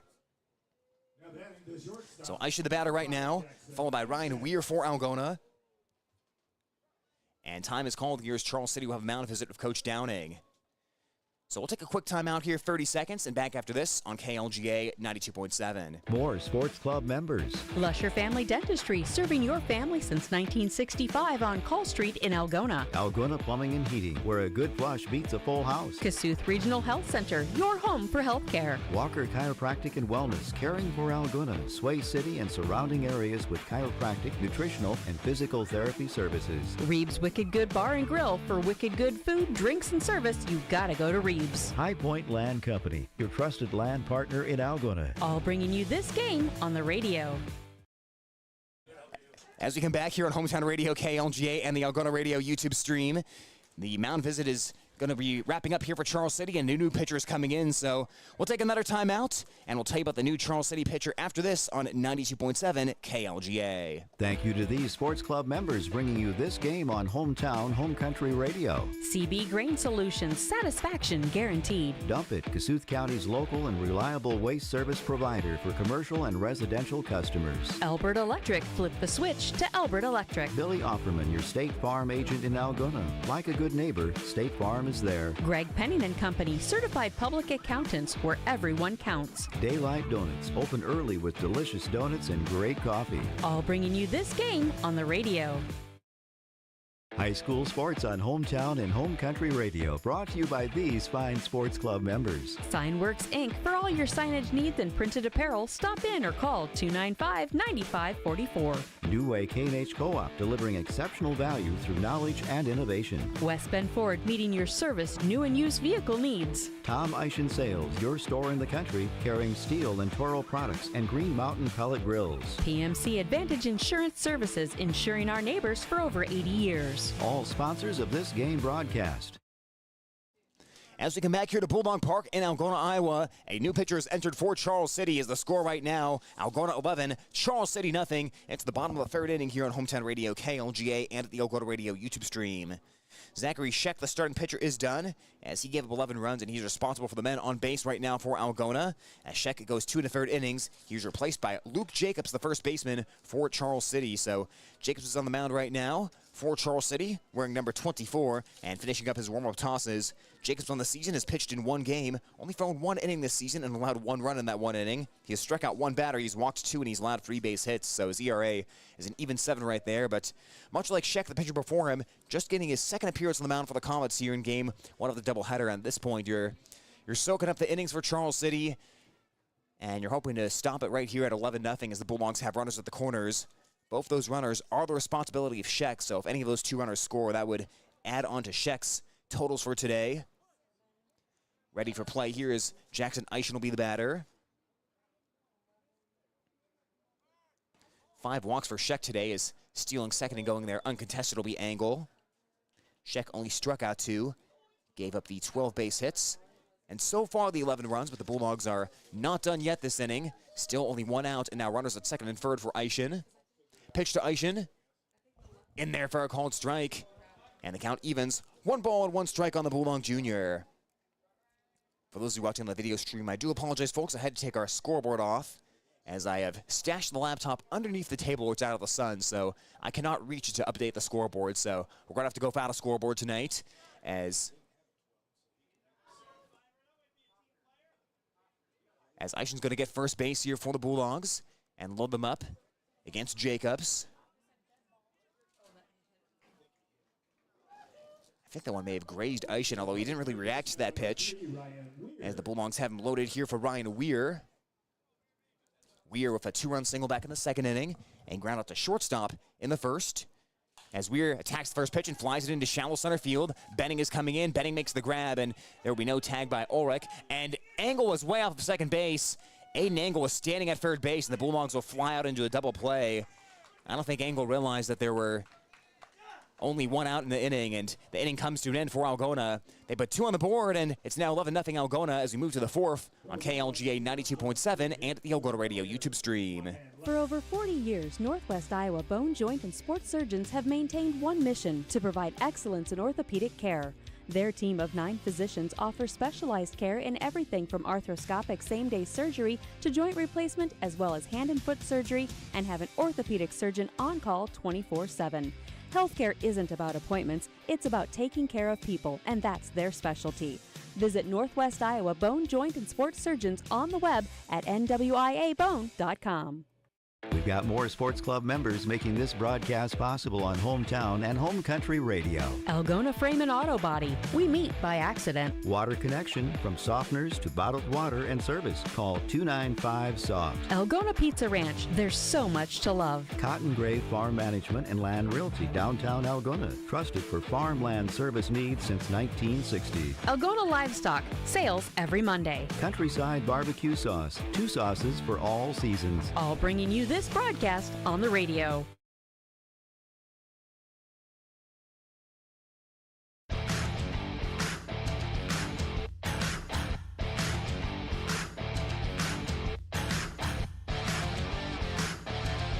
All Algona Bulldogs so far tonight. It's Algona 11 and Charles City nothing here on Hometown Radio KLGA and at the Algona Radio YouTube stream. Bulldogs, in spite of leading 11-0, they've still left a few more scoring opportunities on the board as they hit into double play to end this inning, as it was a base running mistake by Engel, not tagging up on a fly ball. But in any case, that's about the only thing that's gone wrong tonight. So far, Tate Slagle pitching no-hit balls. He's only allowed 3 base runners through 3 innings. He has struck out 8 batters, and the Bulldogs will get ready to go here against 4, 5, and 6 in the Charles City batting order of Jacobs, Littleton, and Scheck, the scheduled hitters, although we'll see if there were any changes made with the defensive changes that were also made for Charles City.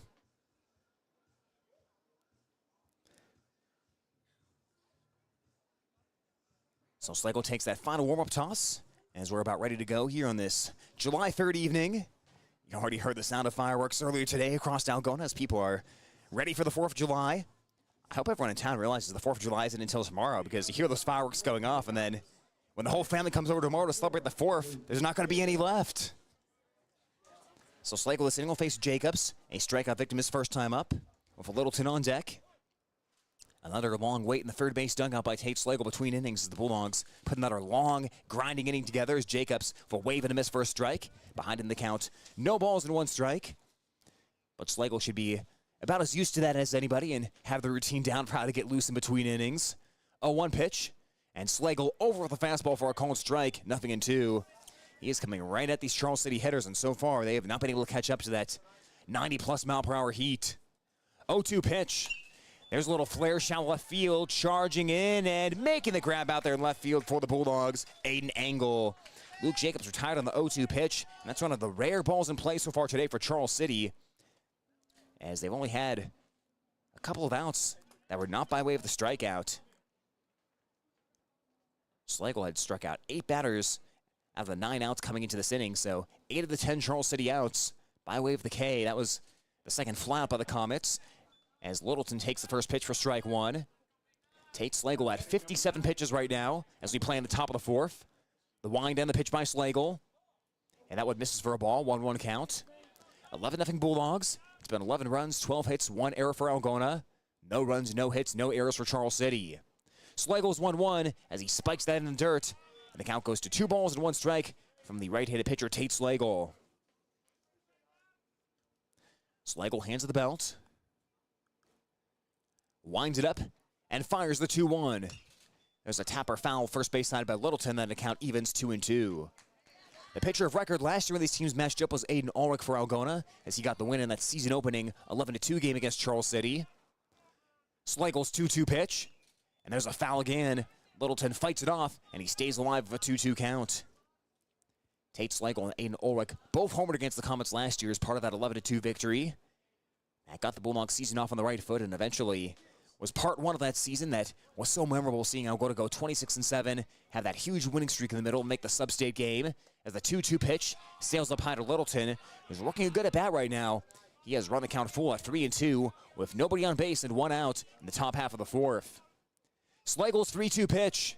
Wave and a miss for strike three. Tate Slagle wins the battle as Littleton is put down on the strikeout. That is the 9th K of the game by Tate Slagle, who continues to deal.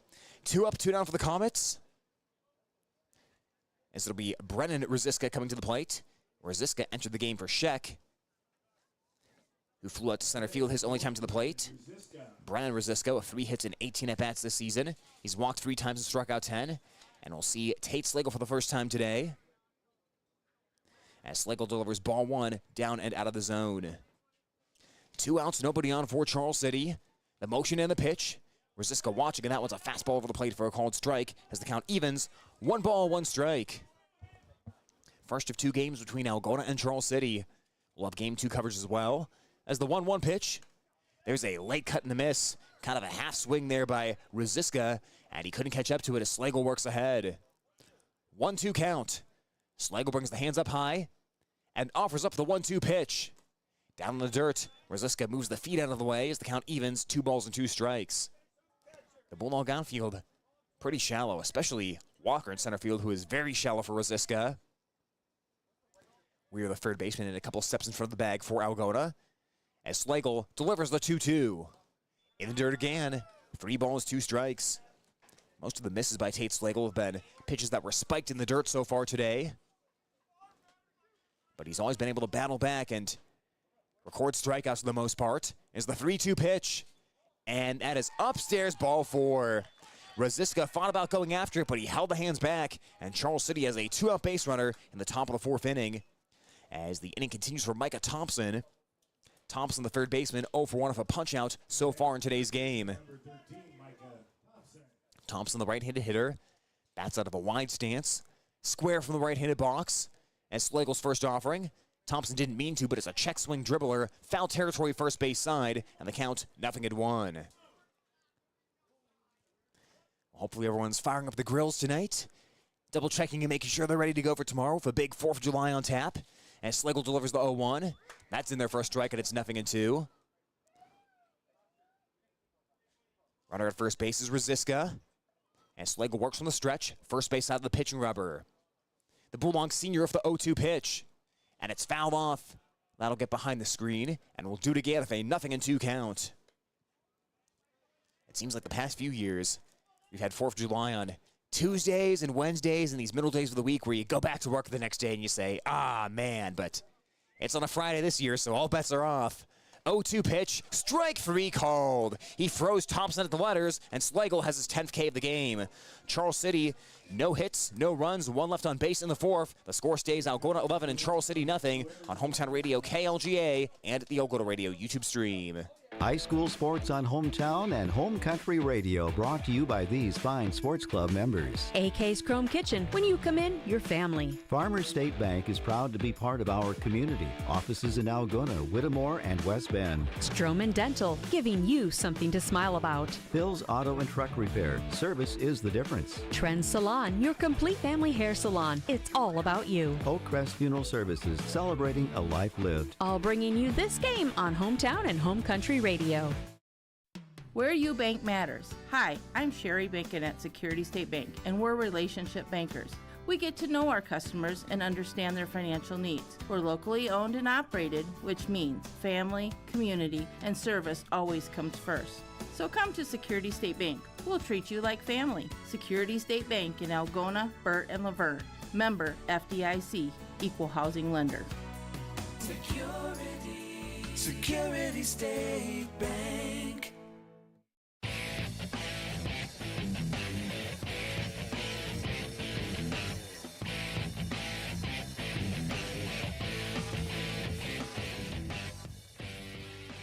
Back here at Bulldog Park in Algona, Iowa, the Algona Bulldogs up 11-0 over the Charles City Comets as we move to the bottom of the fourth inning. Tate Slagle continuing his 10-strikeout no-hitter as the Bulldogs now back to the plate with 9-1-2. Sam Schucher leading things off, had an RBI single his last time, as he'll be followed by Dawson Elsbecker and Tate Slagle in the Algona batting order. Luke Jacobs, he will deliver as that ball is dribbled back to the mound. Jacobs bobbles it, it hits off his leg, he recovers, low front of first base, but the play is made at first base as Micah Thompson, who moved over there, squeezes the ball, and that is out number one of the inning for the Bulldogs. A lot of changes for Charles City. Thompson is now playing first base. McEnroy is now at third base. So they've switched a few things around. And Rosiska, who entered the ball game in place of the pitcher Sheck, he is now at the shortstop position. But anyway, Sam Schucher retired on that ground ball back to the pitcher. One out, nobody on. The pitch to Elsbecker. Elsbecker cutting and hitting a cue shot behind home plate, foul. He's behind in the count, 0-1. Elsbecker's 1 for 3, singled his first time up, and then struck out his last 2 appearances at the plate. The Bulldog leadoff hitter with Tate Slagle, Tate Garman, and Aiden Ulrich to follow. Here's Jacobs from the stretch. Hands to the belt, high leg kick in the 0-1 pitch. Elsbecker right after that one and fouls it back to the screen. Count, no balls and 2 strikes. Of course, a first-round postseason preview between Algona and Charles City. Bulldogs are the top team in their sub-state bracket as far as seeding. Charles City is the number 8 seed, so these teams will meet in the first round of the postseason. 0-2 pitch as Elsbecker pops it up third base side. That one's going to get out of play as the count stays 0-2. So it'll be Algona against Charles City in the first round of the postseason here at Bulldog Park. Winner of that game takes on the winner of Humboldt and Clear Lake. Boy, is that going to be an interesting one. Humboldt and Clear Lake. We'll see if they both throw their aces against each other and how they set up their rotation for the playoffs. That'll be a fascinating thing to watch. Over on the other side of the bracket, you have teams like Boone and Waverly Shellrock, as there's a soft fly ball out to the shallow outfield, and that one's going to drop in no man's land for a base hit. Right in that zone in between the shortstop, center fielder, and left fielder as Elsbecker has the second base hit of the game. Elsbecker now 2 for 4, and here's Tate Slagle. A pair of singles up the middle for Slagle as well as a walk, as he's been on base 3 times so far in this ball game. But in addition to Algona and Charles City and Humboldt and Boone, or Humboldt and Clear Lake, I should say, you've got Boone against Hampton-Dumont Cal, and then you have Waverly Shellrock against Webster City. So a lot of NCC teams in this regional bracket. The Bulldogs and Comets will be in the playoffs. As Slagle with a massive cut in the miss. Chased one that was down in the dirt, and he's behind in the count to 0-1. Boone the number 2 seed, and boy, did Boone take it to Algona over the weekend. It was a tough weekend for the Bulldog baseball team. Lost a 1-0 game against number 5 state-ranked Ballard in a pitching duel where Ballard scratched across just 1 run against Tate Slagle, but it was enough. As that pitch is in the dirt, it's blocked, but it kicks up the first base line, and that will allow Elsbecker to cruise over to second base. That deflected a good 30 feet away from the catcher Littleton, and Elsbecker easily got to second. But then that second game of the weekend at the tournament hosted by Ankeny, Boone got to Aiden Ulrich. They defeated Ulrich and the Bulldogs 14-4, and Algona only mustered a handful of hits offensively. The look towards second base and the pitch. Slagle pulling that one foul. Deep to left field, but out of play as the count goes to 1-2. So obviously those tournament environments, they're different than the type you'd see in the postseason, but Boone did make a statement there, and we'll see if Algona gathers themselves here for the postseason, and if they even do see Boone, obviously that outside the bracket has a handful of teams. The soonest Algona and Boone could meet would be in the sub-state final, but you've got to take care of Charles City and potentially Humboldt or Clear Lake first. As the 1-2 pitch at the feet of Slagle, that one goes all the way to the backstop, and Elsbecker can cruise into third base. Count evens at 2-2 to Slagle. But the difference between this year and last year, there's no going to North Polk this year. Bulldogs are the top seed in the bracket, so any games prior to state, Algona would get those at home regardless of who they end up playing, as they are the number 1 seed in their sub-state bracket. Here's the stretch by Jacobs on the 2-2 pitch. Up and into Slagle, who turns out of the way of it, and the count runs full at 3 balls and 2 strikes. Tate Garman in the on-deck circle for Algona, leading 11-0, as the Bulldogs had 2 in the first, 7 in the second, and 2 in the third. None so far here in the fourth, but Elsbecker's at third. Pitch to Slagle inside for ball 4, so Slagle walks for his second time in a row. Had a long at-bat there, and the Bulldogs have him at the corners against Jacobs for Tate Garman. Thomas Zabka's gotten a workout already today. Slagle's been on base 4 times, and Zabka's courtesy run for him 4 times. As Zabka's getting a full game of work, he will go to first base right now, and Slagle will go back to the dugout. As Tate Garman, with a sacrifice fly, a walk, and a single today, he will come to the plate. Remember, the run rule is 10 runs after 5. The Bulldogs up by 11 right now, so when Charles City bats in the next half inning, they will have to get the margin underneath 10 in order to continue game 1 of this doubleheader. Otherwise, the Bulldogs will come out for the win. Jacobs stretching the pitch. A little bit in off the plate to Garman, and the count's 1-0. Bulldogs have played around with that batting order a little bit. Sometimes you could have Garman higher up in the 1 or 2 spots. You could have Slagle and Ulrich hit back-to-back, but the lineup today having Garman in between Slagle and Ulrich is Garman with a cut and the miss for a strike. Count evens at 1-1. Then Mason Ulrich, he's been down further in the lineup sometimes too, in that number 7 hole even sometimes, but he's up in the 5 spot today. So you play around with the lineup a little bit before the postseason, and you find that perfect combo when the playoffs roll around, or at least ideally you do if you're the Bulldogs. 1-1 pitch. That one is in there for a strike. Count goes to 1-2. We've seen someone like Aiden Engel in the 4 hole. He's in the 6 hole tonight. 1-2 count. Garman behind. Hitting out of the wide and squared right-handed stance. Jacobs with the 1-2 pitch. Up high for a ball, and the count evens. 2 balls, 2 strikes. Bulldogs are still at the corners, 1 out. Zabka has not moved from first base as Jacobs make pitch number 20 of his relief appearance. Jacobs with the stretch and the 2-2 pitch. Garman with a fly ball towards right field. Moving over to it is White. Now he'll charge in. The ball's going to drop in front of him. Sprinting over for Curtis Elsbecker. Throw to second base. And they will get the out at second as Zabka couldn't get there. Zabka's thinking that ball was going to be caught, so he is out at second base as he started to go back to first. Elsbecker does score, but instead of a base hit, that'll go as a fielder's choice for Tate Garman. So fielder's choice will drive in the run, and the Bulldogs lead at 12-0 with out number 2 of the 4th inning recorded. Garman will be run for in this situation as well, with Levi Walker going to first base. So a little bloop to the opposite field for Garman. Again, not a base hit in the box score, but job got done. He brought home the run. And of 2 outs, Bulldogs have Aiden Ulrich coming to the plate. Walker providing a ton of speed at first base as well for Algona. Well, on the day, 12 of the runs were charged to the initial starting pitcher, Zachary Sheck. Or I should say 11 of the runs, beg your pardon, with that run that just scored, the first one being charged to relief pitcher Luke Jacobs. As Jacobs took over for Sheck partway through that 3rd inning. So here is Aiden Ulrich.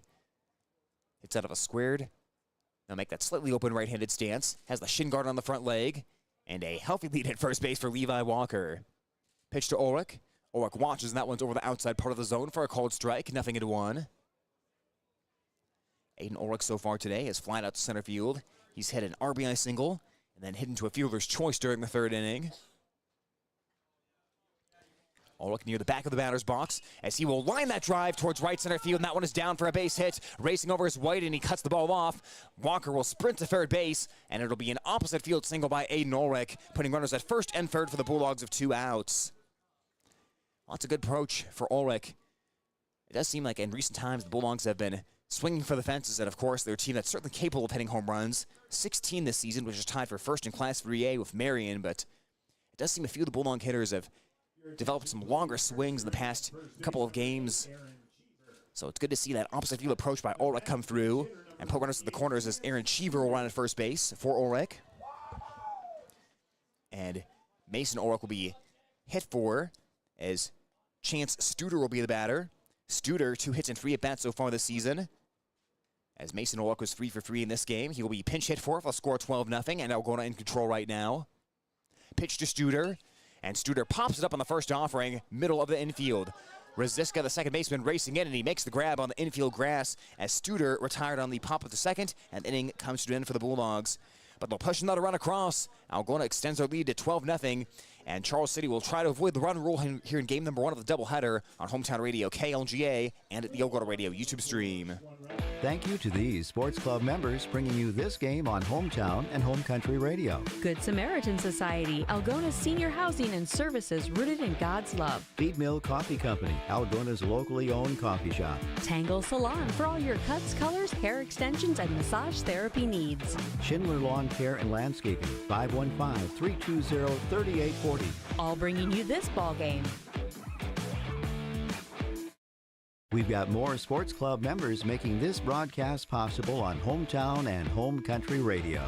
TAFE Wellness Center in Algona and Armstrong, keeping athletes in the game with chiropractic care. Take charge of your health. Lichter's Garage Door Service and new installations. A reputation you can trust. Call 515-295-5988. Ed Service Station, service you can trust. J&J Custom Meats, continuing the traditions in Whittemore. Ulrich Construction, let them do the work. Sports club members bringing you this game.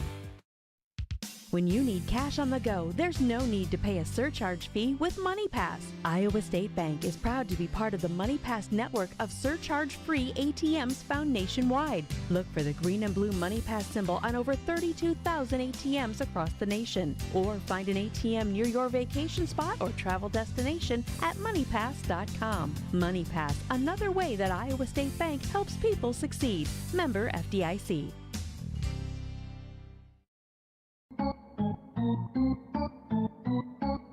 Hey Bulldog fans, this is Coach Chad Slagle, and you're listening to Algona Bulldog Baseball on KLGA Hometown Radio.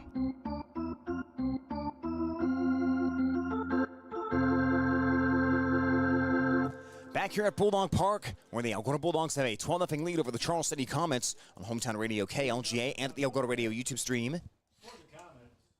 Tate Slagle will be done after 4 innings for Algona, and a new pitcher coming in, Jackson Eischen for the Bulldogs.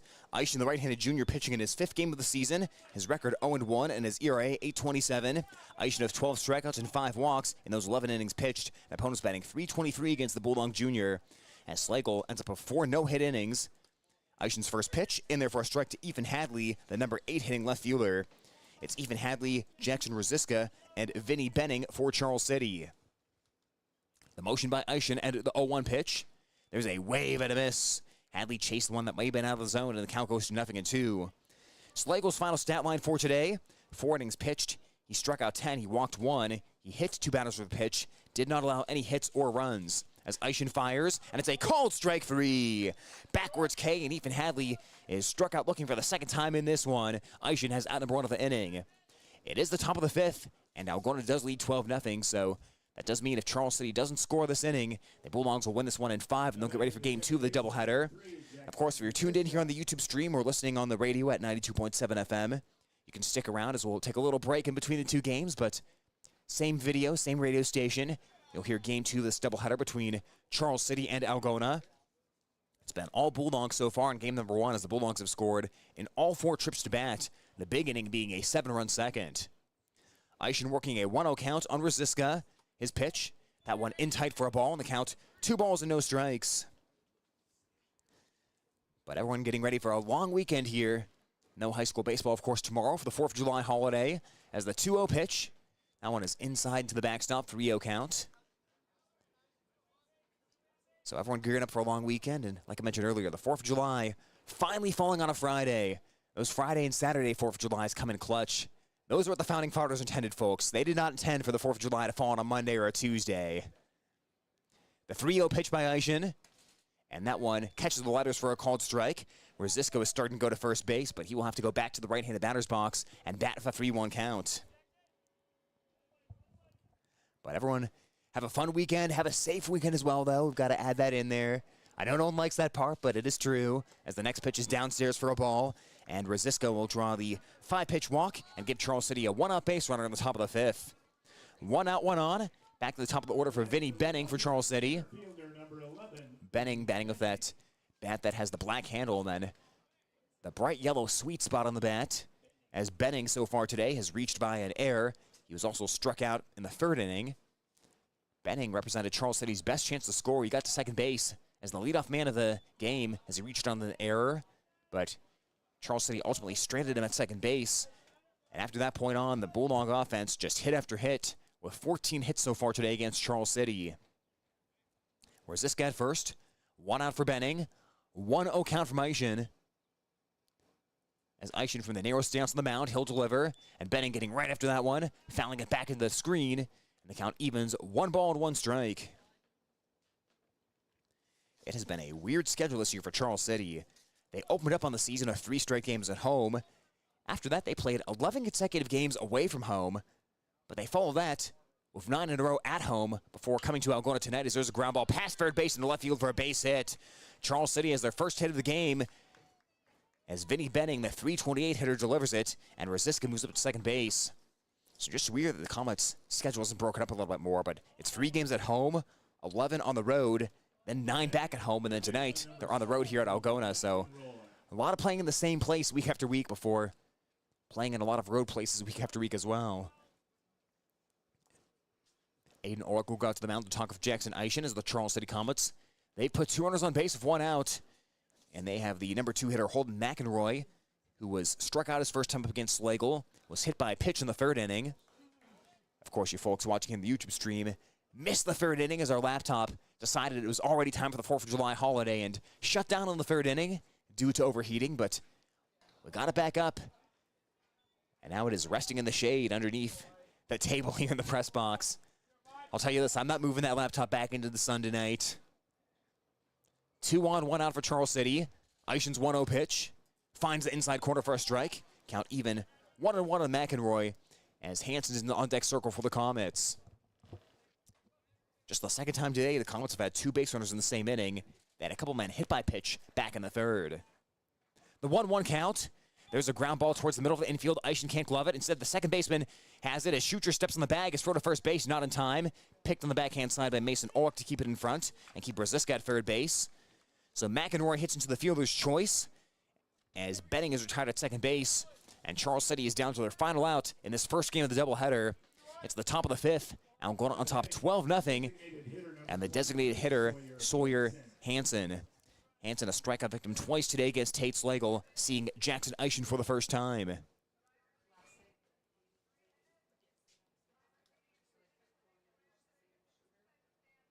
So Eischen working first base side of the rubber. Runners at the corners for Charles City. Eichen's first pitch to Hansen. Hansen, the little blooper, shallow center field, going out of Schucher, and he will make the catch. And the Bulldogs will secure a 12-0 win in game number 1 of this doubleheader as they hold Charles City to 1 hit. Tate Slagle, 4 no-hit innings in the first part of this ball game, and Eischen a scoreless 5th inning as Algona wins at 12-0. With the win, the Bulldogs move to 21-7. With the loss, the Charles City Comets, they drop their 4th in a row. They fall to 1-23. We'll take a quick timeout and wrap up game number 1 of this doubleheader after this on KLGA 92.7 and the Algona Radio YouTube channel. High school sports on Hometown and Home Country Radio, brought to you by these fine sports club members. Signworks Inc. For all your signage needs and printed apparel, stop in or call 295-9544. New Way K&H Co-op, delivering exceptional value through knowledge and innovation. West Bend Ford, meeting your service, new and used vehicle needs. Tom Eischen Sales, your store in the country, carrying steel and Toro products and Green Mountain pellet grills. PMC Advantage Insurance Services, insuring our neighbors for over 80 years. All sponsors of this game broadcast. High school sports on Hometown and Home Country Radio, brought to you by these fine sports club members. American Glass. For all your glass needs, think American. Farm Bureau Financial Agents Dave Beisch, Daniel Foth, and Michael Tull. Chemco Tires. They're all you need to know about tires and service. Wykirk Realtors, the 515 Agency, a fresh approach to real estate. Grassmasters. Growing satisfied customers. Iowa Lakes Community College, your community, your college. Glenn's Green Thumb. From a small seed, something beautiful will grow. All bringing you this game on the radio. Where you bank matters. Hi, I'm Sherry Bacon at Security State Bank, and we're relationship bankers. We get to know our customers and understand their financial needs. We're locally owned and operated, which means family, community, and service always comes first. So come to Security State Bank. We'll treat you like family. Security State Bank in Algona, Burt, and Laverne. Member FDIC, Equal Housing Lender. Security State Bank.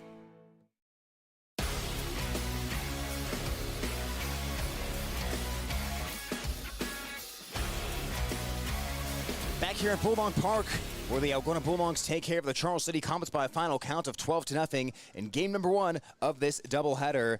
So Algona gets the win. They improve to 21-7 on the season. The Comets will lose their 4th game in a row. They will fall to 1-23 as we get ready for game 2 of the doubleheader coming up here in just a little bit. A few final stats for tonight. All numbers unofficial here in the scorebook, but the stat line for Charles City: no runs, 1 base hit, no errors, and 4 left on base. For the Algona Bulldogs, they had 12 runs on 14 hits, committed 1 error, and left 7 on base tonight. The winning pitcher in this ballgame, Tate Slagle, as he was dominant once again. Slagle picks up win number 6 of the season as he is now 6-1. He threw 4 innings tonight. He walked 1 batter and he hit 2, but allowed 0 hits, 0 runs, and he struck out 10 in his 4 innings pitched. Jackson Eischen worked a scoreless 5th inning as he gave up 1 base hit and 1 walk, but that would be it as Eischen worked around the traffic and stranded 2 runners on base for Charles City. Comets only had 1 hit today as their lone hit came in the 5th inning, a base hit by Vinny Benning, the center fielder, as Benning was on base twice today, once via an error and once via a single in the 5th inning, Benning finishing 1 for 3. Meanwhile, for the Bulldogs, handful of multi-hit games. Dawson Ellsbecker today, 2 for 4 at the plate. Tate Slagle finished 2 for 2, also walked twice as he was on all 4 times. Mason Ulrich had a big game at the plate for Algona, finished 3 for 3 and drove in a team-leading 4 runs, while Jackson Eischen was 2 for 2. He was on base all 3 times and drove in a run as well for Algona. So Bulldogs win this one over Charles City, and we will get ready for game number 2 of the doubleheader. If you're listening on the radio on KLGA 92.7 FM, we're going to go back to music for a few minutes, and then whenever it's time for game number 2, we'll get back to you here for the action. If you're watching on the video stream, we will go quiet here for a little bit, but you don't have to leave this video. It's going to be this very same video as we'll have game number 2 of the doubleheader once we get started. So a little break for now, but we will be back when game number 2 gets underway. A 12-0 final score in game 1 on Hometown Radio KLGA and at the Algona Radio YouTube stream.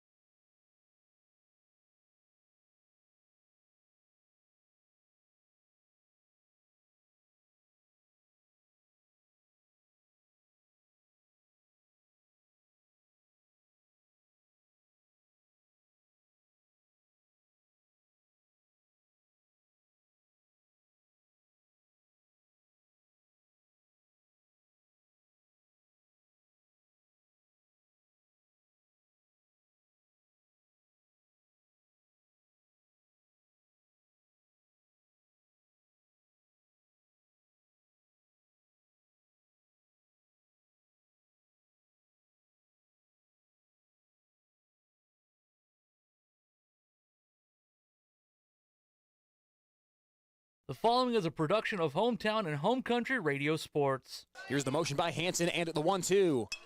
Ground ball towards the right side, and that one gets through to right field for a base hit. Aiden Ulrich wins it for Algona, and the Bulldogs have taken control of the North Central Conference.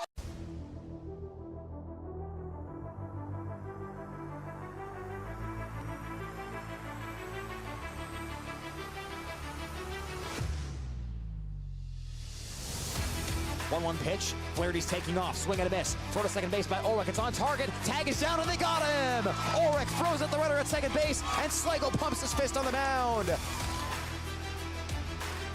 Garmin's 0-2. Swing and a miss for strike three.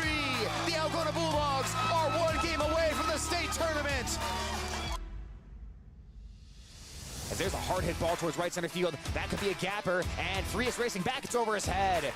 Alsbecker got a late break. He's on his way to third as the ball is still out by the fence. Alsbecker will be waved around third base. Heading to third right behind him is Garmin. Garmin's being waved around as well. One run scores. Here comes Garmin. Inside the park, home run.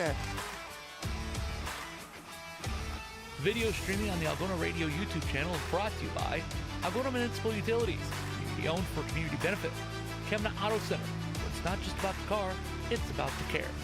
Iowa State Bank, helping people succeed. PMC Advantage Insurance Services. Having the advantage makes all the difference. And Algona Frame and Auto Body. We meet by accident. Now, here's Hometown and Home Country Radio Sports Director, Tyler Lance. And we get ready to go for game number 2 of our baseball doubleheader between the Charles City Comets and the Algona Bulldogs. The Bulldogs winning in game 1 in convincing fashion, 12-0 the final score in 5 innings, as Tate Slagle got his 6th win of the season on the mound, going 4 innings and striking out 10 batters while not allowing any hits. Jackson Eischen pitched a scoreless 5th, allowing 1 hit, and the Bulldogs ended up getting 14 hits of their own along with those 12 runs, winning at 12-0 in game 1 of this doubleheader. So game 2 is on the way next. Remember, for these doubleheaders, the Bulldogs will be the road team in game 2, even though they're playing here at Bulldog Park. Charles City will be the home team in game number 2 of this doubleheader. With that, let's get into tonight's starting lineups. So Bulldogs will be home team, check that. In the NCC games, Bulldogs are the road team in the game 2, but if it's non-conference game, Bulldogs are the home team here in game 2 of the doubleheader. So Charles City, they'll bat first to lead things off. As the road team, Charles City Comets, they'll have Vinny Benning, the pitcher. He'll bat leadoff in this one. Holden McEnroy, the shortstop, he will hit second. Sawyer Hansen, the right fielder, hitting third. Luke Jacobs at first base, he will hit fourth. Cameron Littleton, the catcher, batting fifth. Zachary Sheck at third base, hitting sixth. Ethan Hadley in left field, batting seventh. Noah White in center field, hitting eighth. And Jackson Rosiska, the second baseman, batting ninth for the Charles City Comets. As again, they'll be the road team here today. Meanwhile, for the Bulldogs, Dawson Elsbecker will lead off. He'll play left field today as he will move from left to right from game 1 to game 2 of the doubleheader. Game 2 here, he'll be in left. Tate Slagle will play shortstop. He'll bat second. Tate Garman, the designated hitter, batting third as he'll bat for the right fielder, Owen Moe. Aiden Orlick at first base, he'll bat fourth. Mason Orlick behind the dish, he'll hit fifth. Aiden Engel on the mound tonight, he will bat sixth. Jackson Eischen, the second baseman, batting seventh. Ryan Weir at third base, hitting eighth. And Levi Walker in center field, he will bat ninth for the Algona Bulldogs here against the Charles City Comets. After that game 1 win, the Bulldogs boosted their record to 21 wins and 7 losses. The Comets, they dropped to 1-23, but they'll certainly be relieved not to have to face Tate Slagle here in game 2 of this doubleheader, as Slagle's been tough for all teams throughout the state of Iowa, and Charles City never found a way to solve him in game 1 of this doubleheader. So Bulldogs and the Comets just a couple minutes away here in game 2 of the doubleheader. We'll take a quick timeout. We'll get back with game 2 action after these messages on Hometown Radio KLGA and at the Algona Radio YouTube stream. When you need cash on the go, there's no need to pay a surcharge fee with MoneyPass. Iowa State Bank is proud to be part of the MoneyPass network of surcharge-free ATMs found nationwide. Look for the green and blue MoneyPass symbol on over 32,000 ATMs across the nation. Or find an ATM near your vacation spot or travel destination at moneypass.com. MoneyPass, another way that Iowa State Bank helps people succeed. Member FDIC. For over 40 years, Northwest Iowa Bone, Joint, and Sports Surgeons have maintained one mission: to provide excellence in orthopedic care. Their team of 9 physicians offers specialized care in everything from arthroscopic same-day surgery to joint replacement, as well as hand and foot surgery, and have an orthopedic surgeon on call 24/7. Healthcare isn't about appointments, it's about taking care of people, and that's their specialty. Visit Northwest Iowa Bone, Joint, and Sports Surgeons on the web at nwiabone.com. We've got more sports club members making this broadcast possible on Hometown and Home Country Radio. Algona Frame and Auto Body. We meet by accident. Water connection, from softeners to bottled water and service. Call 295-SOFT. Algona Pizza Ranch. There's so much to love. Cotton Grave Farm Management and Land Realty, downtown Algona. Trusted for farmland service needs since 1960. Algona Livestock. Sales every Monday. Countryside Barbecue Sauce. 2 sauces for all seasons. All bringing you this broadcast on the radio.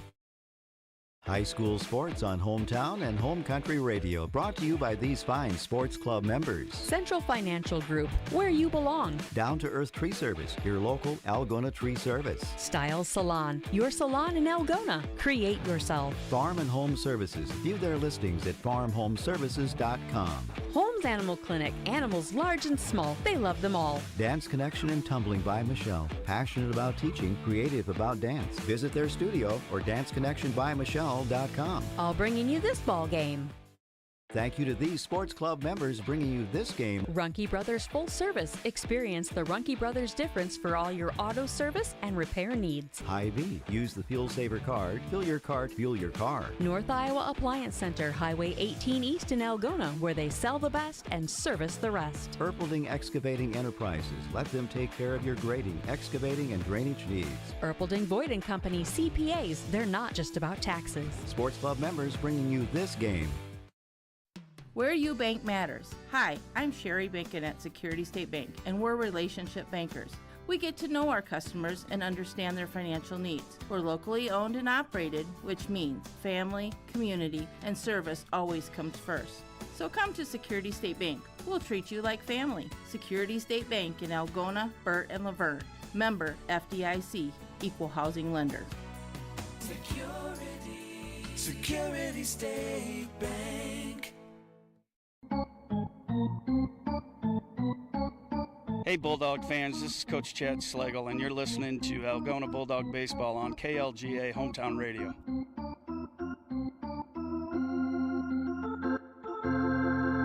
Live from Bulldog Park in Algona, Iowa, it's game number 2 of our baseball doubleheader. After winning game number 1, 12-0, Algona turns to Aiden Engel on the mound in game 2. Engel, the starting pitcher, making his 5th appearance on the mound, his 4th start. Engel's record, 2 wins and 1 loss. His ERA, an even 3. Engel's pitched 16 in the 3rd innings. He has struck out 27 batters and walked only 5. The opponent's batting .227 against the Bulldog junior, who works exclusively from the stretch. Starting off the first inning for Charles City, he'll face the pitcher Vinny Benning, the shortstop Holden McEnroy, and the right fielder Sawyer Hansen.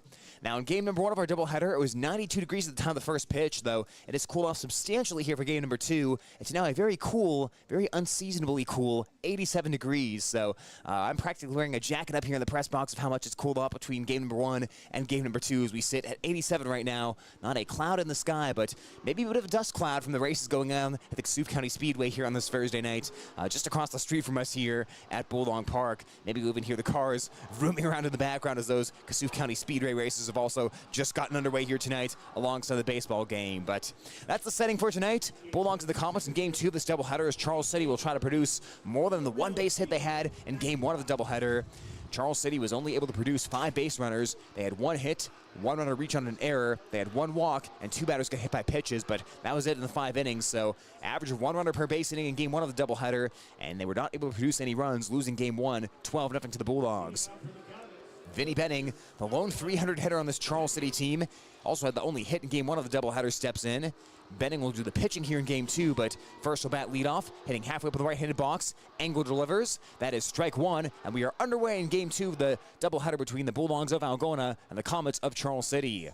Bulldogs white uniform pants, red jersey tops, Dogs written DAWGS on the front of the jersey in script, as that pitch will miss off the inside corner for a ball.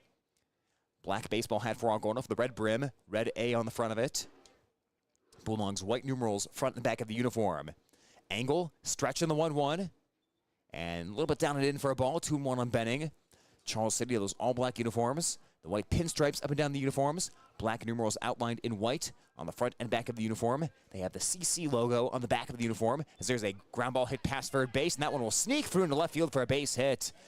Weir is playing a little shallow there at third base, thinking maybe Benning might try to lay down a leadoff bunt as that ground ball evaded him, and Charles City has their opening base runner on to begin the first inning, as Vinny Benning has the 2nd hit of the night. Comets also have the white Comets, with the flame coming out of the C on the front of their jersey. Batter will be the number 2 hitter, Holden McEnroy for Charles City.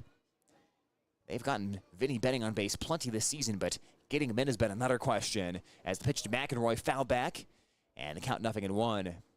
Already a big, hazy cloud of dust here hanging over the field. Partly from the grounds work done in between the games, but also from the dust from the Kasuth County Speedway drifting across the street with the wind blowing here tonight. Angle will set and deliver. And there's a half swing and a miss. Ball will kick away from Mason Ulrich behind home plate, and he will just eat it as Vinny Benning moves up to second base on the pitch in the dirt. Count is 0-2 on McEnroy, but Charles City has the early runner in scoring position.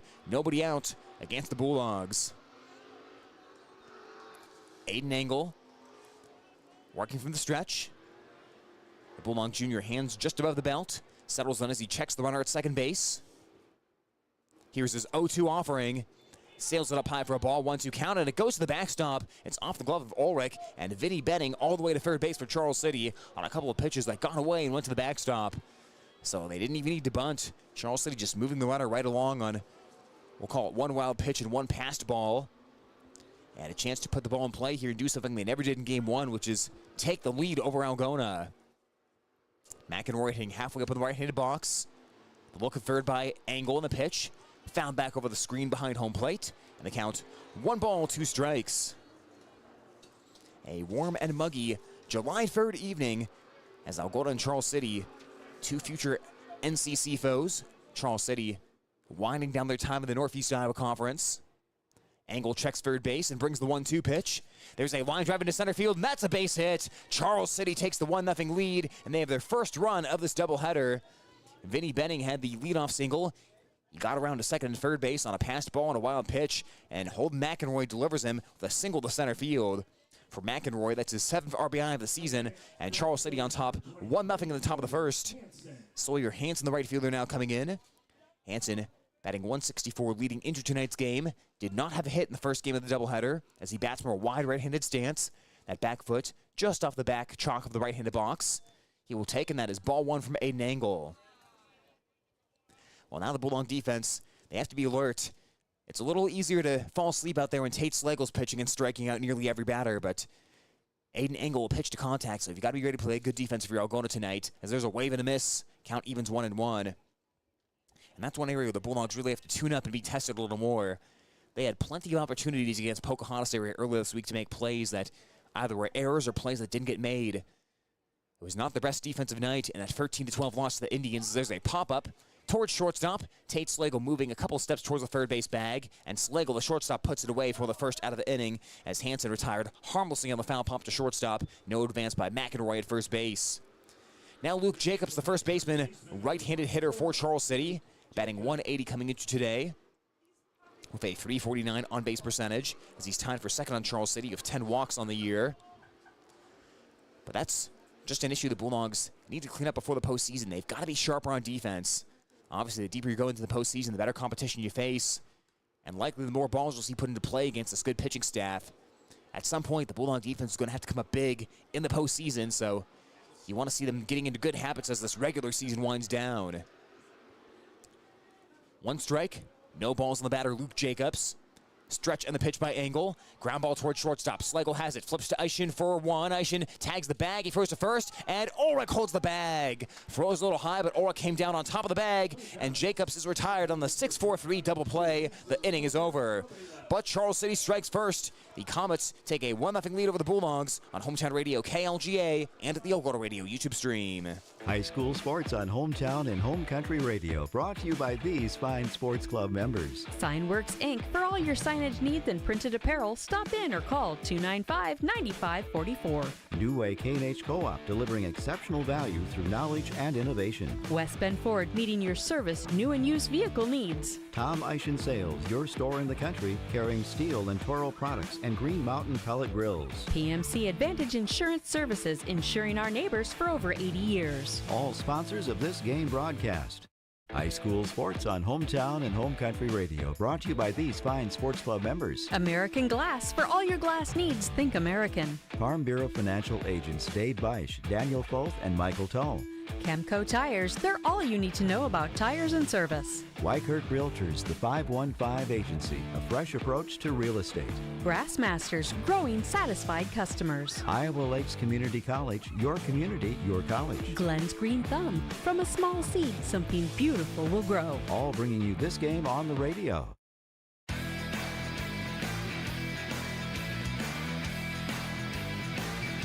Algona trailing Charles City 1-0 as we've arrived at the bottom half of the first inning on Hometown Radio KLGA and at the Algona Radio YouTube stream.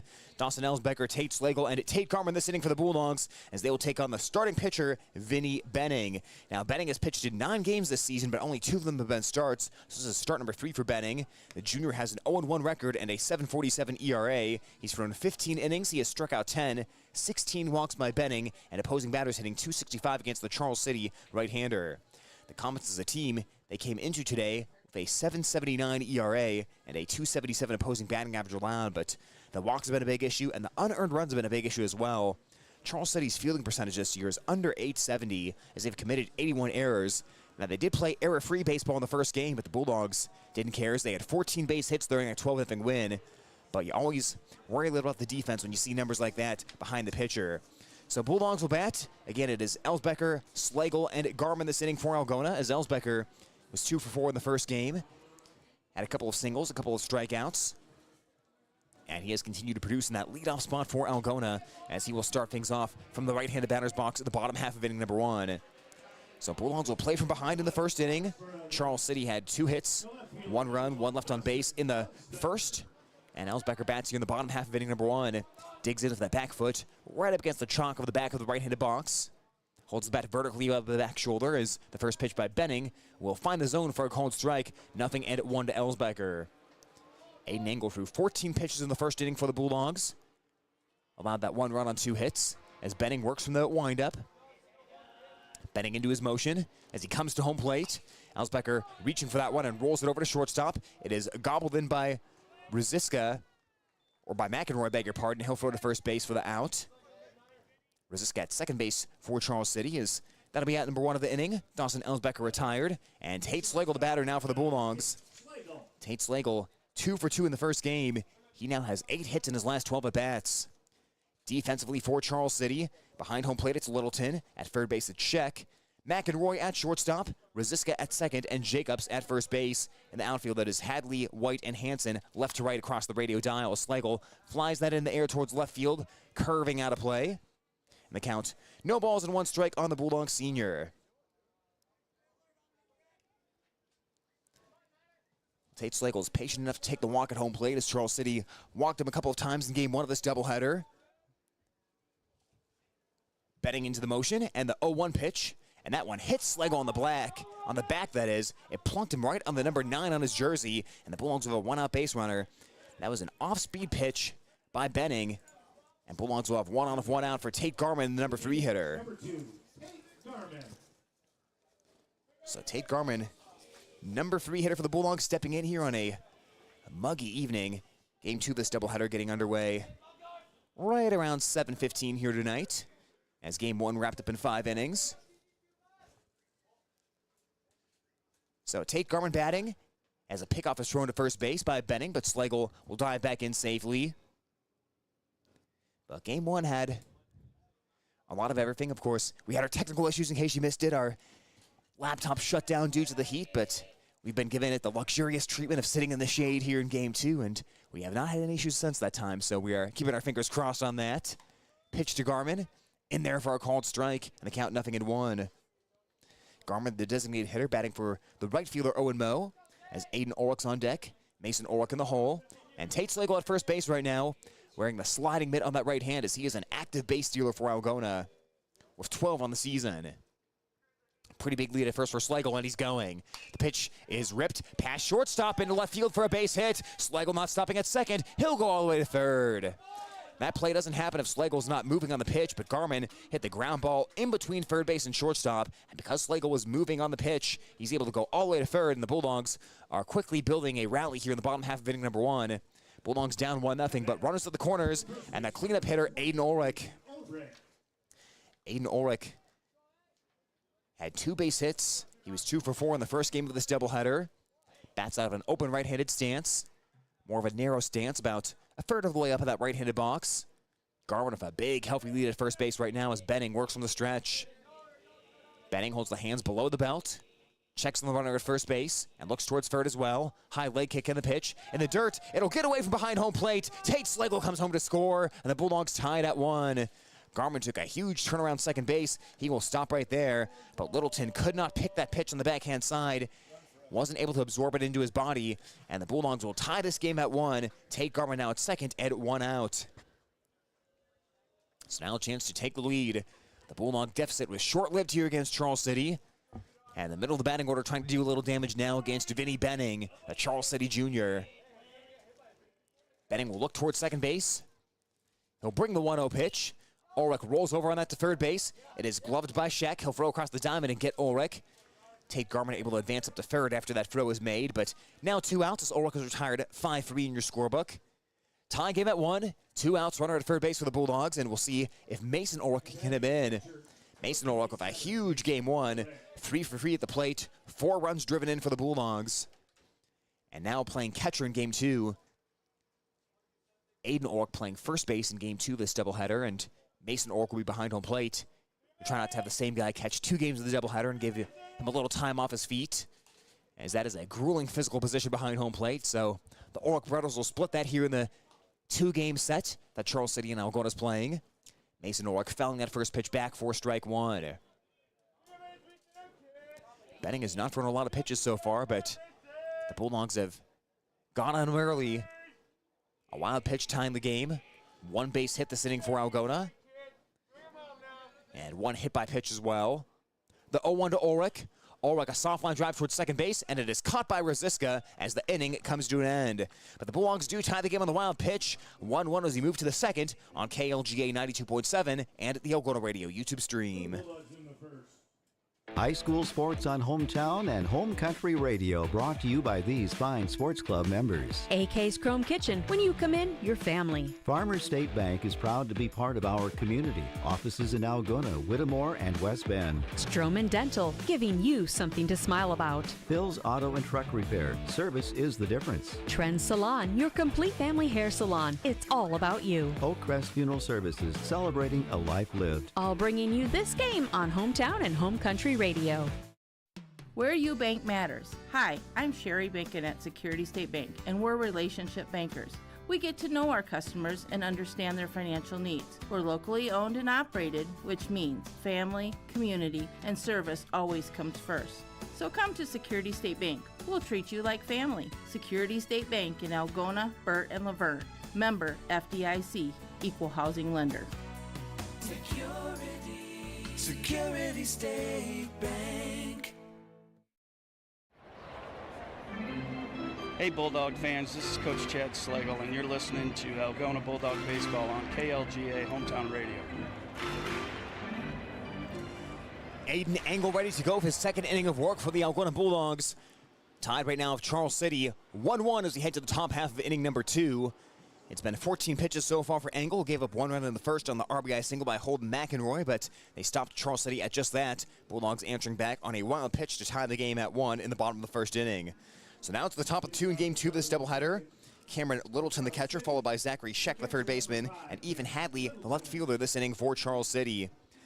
Well, so much of the Charles City offense is reliant on Vinny Benning getting on base, and then either stealing or advancing on chaos like the last inning with a couple of balls going to the backstop. But can Charles City produce once you get past the top 4 in the batting order? That'll be a big question here against Engel, as there's a little flare, shallow right field, racing in and reaching out to make the catches. Owen Moe on a dead sprint. The second baseman, Aishin, went out. The right fielder, Moe, came in, and they avoided each other, and Moe made the catch in very shallow right field to get Littleton for out number 1 of the inning. So Littleton retired as Zachary Scheck, the third baseman, stepping in. Scheck batting .214 on the season. Coming into tonight, pitched in game 1 of this doubleheader and was the pitcher of record, taking the loss for Charles City. It's pretty close to the front of the right-handed box out of a squared batting stance. Rests the bat upon the back shoulder before lifting it up, as the pitch is a little bit in tight for a ball. 1-0 count. It is a Thursday evening, but for most of us, a day off from work tomorrow, with the July 4th holiday coming up. The kick of the 1-0 pitch. That one catches the inside corner for a strike. Engel evens it up. 1 ball and 1 strike. Weir is about even the bag at third base. The rest of the infield back at normal depth. Outfield pretty shallow for the right-handed hitting Scheck. Scheck opens up the stance as he'll swing and fly it in the air. Medium deep left field. Racing back Alsbecker. That ball has some carry, and it's over the head of Alsbecker as it'll roll to the fence. Scheck around first base. He will burn towards second, and he'll get the stop sign right there. Like I mentioned earlier, the Bulldog outfield was playing pretty shallow, and Scheck just burned them with a drive over the head of the left fielder Dawson Alsbecker. That is just the second double of the season by Zachary Scheck, as the sophomore for Charles City has the one-out base hit, and Ethan Hadley, left fielder, will bat for Charles City. Hadley came into today hitting 140 and has a chance to give Charles City the lead right back. We are tied at 1 for runner at second. 1 out in the top of the second inning. But July 4th coming up tomorrow. A lot of gatherings around the area. A lot of people breaking out the grills and the fireworks, all that good stuff. I don't think I've ever seen a town of as many different fireworks stands set up as Algona has in the week leading up to the 4th of July. As that pitch in there for a called strike at the count 0-1. And I should know, folks, I've been traveling around north central Iowa covering baseball and softball games here, but you will not see more fireworks options than you have here in Algona, I can tell you that. Engel looks towards second base and brings the 0-1, and that one's in tight for a ball. Count evens, 1 ball and 1 strike. Well, in case you folks are wondering just how many hot dogs are going to be consumed by the American public tomorrow, you're about to find out, even if you didn't want to know. Engel's 1-1 pitch. That is a pop-up first base side, foul territory. Aiden Orlick in front of the Charles City dugout makes the catch right in front of the fence. Hadley retired harmlessly on the foul pop-out, and no advance made by Scheck at second base. Now 2 outs, and the number 8 hitter, Noah White. White with 2 hits and 24 at-bats so far this season. But on average, the American public consumes 150 million hot dogs every 4th of July. That's enough hot dogs to travel from Washington, D.C. to Los Angeles if you laid them back-to-back. Not only would it travel from Washington, D.C. to Los Angeles, but you could do it 4 times with 150 million hot dogs set to be consumed tomorrow. About 149 million of them will be consumed by Joey Chestnut. Engel will check on second base, and he will deliver. Ball is downstairs as Ulrich got the glove underneath it, and the count 1 ball and no strikes. It's Scheck at second base. Charles City and Algona tied at 1 right now as time is called. And the field umpire will talk with Aiden Engel.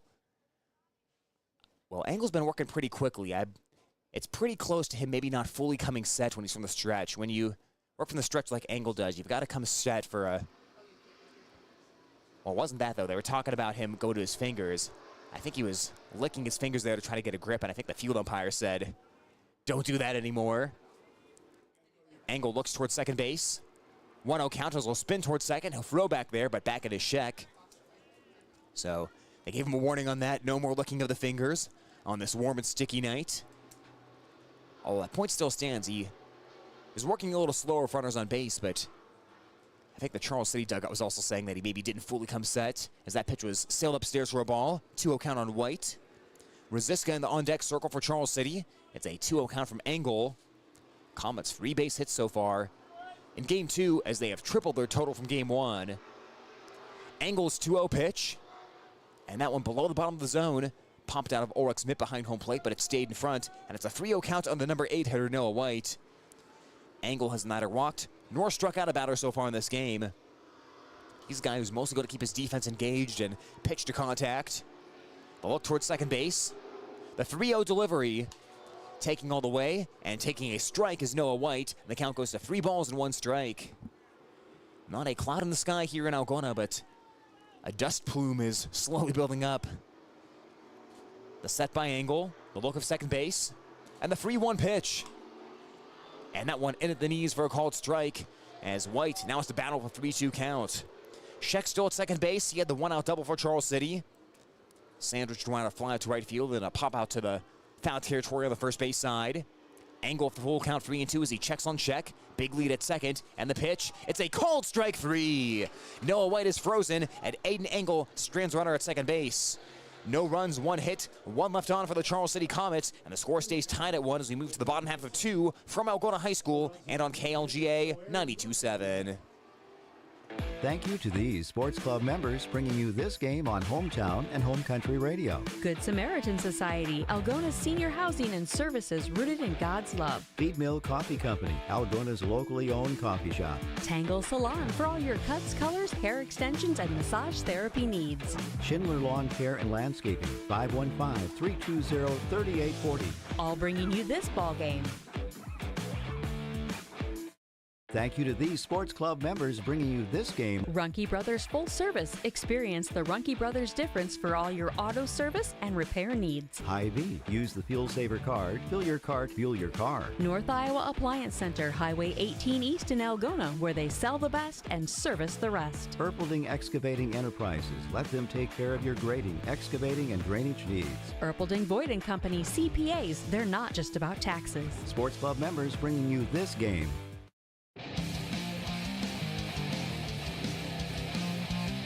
Bottom half of 2 from Bulldog Park. Algona and Charles City tied at 1 as Vinny Benning goes back to work for Charles City. This inning for the Algona Bulldogs, it's going to be Aiden Engel, Jackson Eischen, and Ryan Weir to bat. 6, 7, and 8 in order. Levi Walker if anyone gets on base. So far, 1 run on 3 hits for Charles City. 1 run on 1 hit for Algona as we head to the bottom half of inning number 2.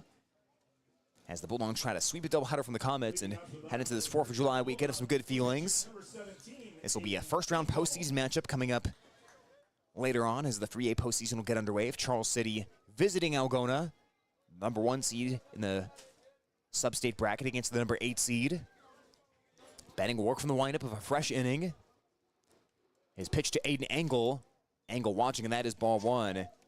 Engel reached base 3 times in the first game of the doubleheader as he walked. All 3 times he was up to the plate.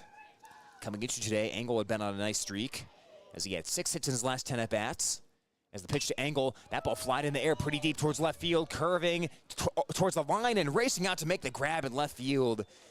As Charles City's left fielder Hadley and Engel is retired for out number 1 of the inning. Gave that a pretty good ride, but Hadley moving towards the corner, able to make the grab for out number 1 of the inning. As Engel will go back to the dugout after the first pitch. Unofficially, that was only pitch number 11 by Benning, who had a little traffic last inning, but only gave up the 1 run.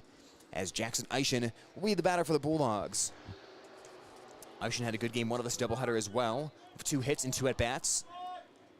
He was also hit by a pitch as he was on 3 times. Drove in a run for the Bulldogs as the junior hits out of a pretty wide right-handed stance near the front of the box. Benning into the windup with the pitch. Eischen watching, and that one is in there for a strike. 0-1. Coming into today, Eischen had a .352 batting average. Picked up his 14th RBI of the season earlier tonight. And that 12-0 Bulldog win in the first game. Benning's 0-1 pitch. Sailed it up high for a ball as Eischen will take a quick stroll around the home plate area. Count even, 1 ball and 1 strike. Benning back aboard the pitching rubber. Has a sign. And he'll deliver the 1-1 pitch. Up for a ball and the count goes to 2-1. This is one of the pair of non-conference doubleheaders that Algona was scheduled to play. They also had a doubleheader against Mason City scheduled for earlier this season that got rained out. One of those games will be made up later on this season. The 2-1 pitch. And that one missed for a ball, 3-1 count. And of course your NCC opponents, those are all doubleheaders. Bulldogs had a couple of standalone games in the non-conference schedule outside of that. Benning into the windup with his 3-1 pitch, and he sails it upstairs for ball 4 as Eischen will draw the 1-out free pass. Runner at first base and 1 out for Ryan Weir, who drove in 2 runs in the first game of this doubleheader as Weir was 1 for 3 on the ball game, had a 2-run single during the 7-run second inning in which Algona sent 8 batters in a row to the plate after there were 2 outs and nobody on. They had 8 straight reach, and they scored 7 runs in that second inning, blowing it open in that 12-0 win against Charles City as Weir had a 2-run single as part of that onslaught. Weir batting out of a slightly closed right-handed stance, pick up to first base. Eischen was leaning the wrong way there for a second, but the throw was high and Eischen able to easily dive back in before the tag.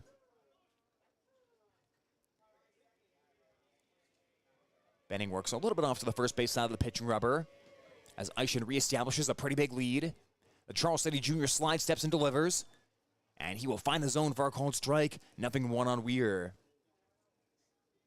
Benning is trying to be quick to home plate with that slide step. Not going with a big leg kick of the front leg. He is trying to get as quickly to home plate as possible and keep Eischen out of scoring position. As Walker's on deck for the Bulldogs. The check at first base by Benning.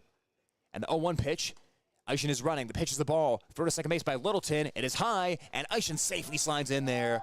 He will swipe the bag, and the Bulldogs move a runner to scoring position as Eischen has his 11th steal in 12 attempts on the season. Bulldogs middle of the pack in the NCC came into today with 67 steals and 72 attempts as Eischen will swipe that one. So that's your go-ahead run at second base here in the bottom of the second inning. Weir batting as Benning tries to work around the base runner. Benning holds the hands down low. He'll go for the high leg kick this time with the 1-1 pitch. Weir will ground that one off the pitcher. It deflects towards second base, and it's into no man's land. Eischen being waved around third base. He will try to score. Throw it to the plate, the slide, the tag, and he is out at home plate. An aggressive call to send Eischen, and he didn't quite make it. The go-ahead run cut down at home plate as Weir will be on first base. Well, that ball deflected off the pitcher. It rolled towards a totally vacated area of the infield in between first base and second base. The ball was picked up by one of the Charles City infielders who threw home, and it actually looked like Eischen maybe slid a little bit too early. He could have maybe taken one more step towards home plate because that slide slowed him down, and he was tagged out. But started to slide a little short of home plate, and that slowed down his momentum. As Ryan Weir is aboard first base, but the Bulldogs run into that first out on the base paths. After the mound visit wraps up, they're going to check on Benning because Benning was hit by that last ground ball by Weir. He appears to be all right, but they're going to take a look at him right now. He gives the thumbs up sign to the home plate umpire. But once Benning's ready to go, Levi Walker will grab a bat for the first time today.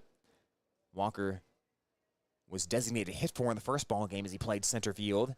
Benning will take a warm-up throw or two here just to test out that lower leg and make sure everything is good to go.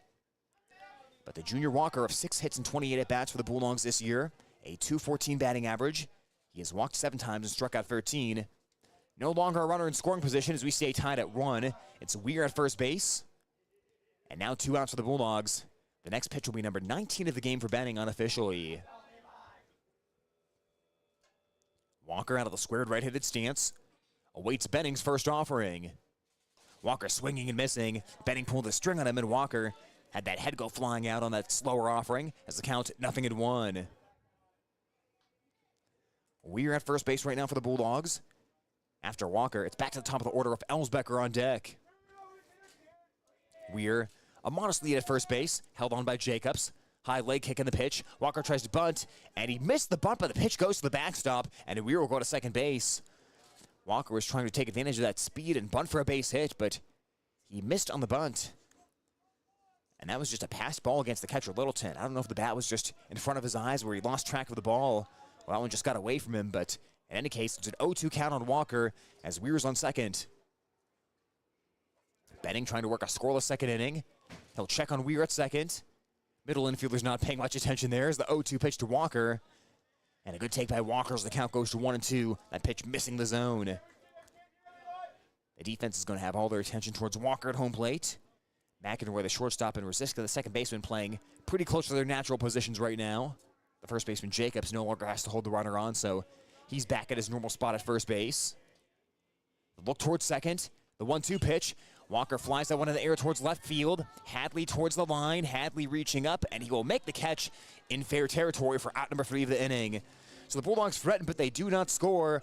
1 hit, no runs, 1 left on base for Algona in the second inning. We stay tied at 1, moving to the third between Algona and Charles City on Hometown Radio KLGA and the Algona Radio YouTube stream. More sports club members. Lusher Family Dentistry, serving your family since 1965 on Call Street in Algona. Algona Plumbing and Heating, where a good flush beats a full house. Kasuth Regional Health Center, your home for health care. Walker Chiropractic and Wellness, caring for Algona, Sway City, and surrounding areas with chiropractic, nutritional, and physical therapy services. Reeves Wicked Good Bar and Grill. For wicked good food, drinks, and service, you've got to go to Reeves. High Point Land Company, your trusted land partner in Algona. All bringing you this game on the radio.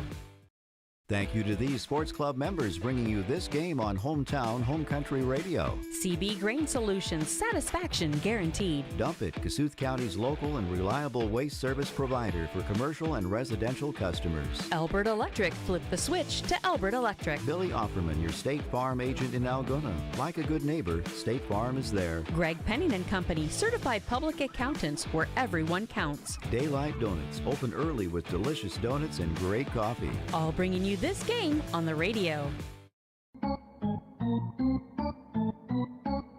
Hey Bulldog fans, this is Coach Chad Slagle, and you're listening to Algona Bulldog Baseball on KLGA Hometown Radio.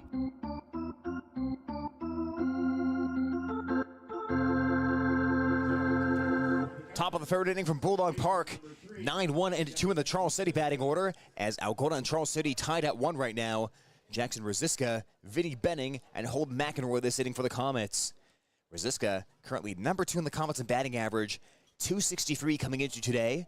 Keeps his weight on his back foot as he waits the first pitch by Engel. Soft line drive towards second base, and Eischen will put that in his back pocket for out number 1 of the inning. 1 pitch, 1 out as Rosiska's retired, and now it's back to the top of the order for Vinny Benning, who singled and came around to score back in the first inning. 1 run, 3 hits, no errors for the Bulldogs in this second game of the doubleheader.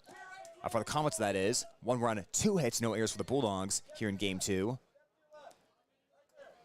As Vinny Benning, 1 hit in the first game, 1 here in the second.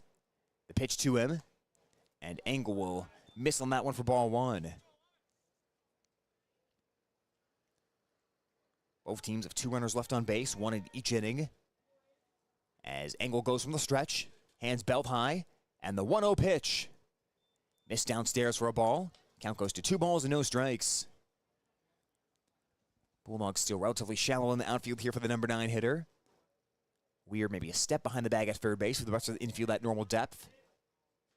The 2-0 count pitch. Benning ground ball towards second base, and that one is off the glove of Eischen. He deflects it into shallow right field, and Benning will reach first base safely. That'll be the first error of the ball game for Algona. On the slow roll to the second, Eischen had to range a little bit towards the first base bag, but got his glove on it and couldn't haul it in. It'll be a 1-out base runner for Charles City. And Holden McEnroy, who's delivered the RBI single his last time up, coming up to the plate. McEnroy 1 for 1 here in Game 2.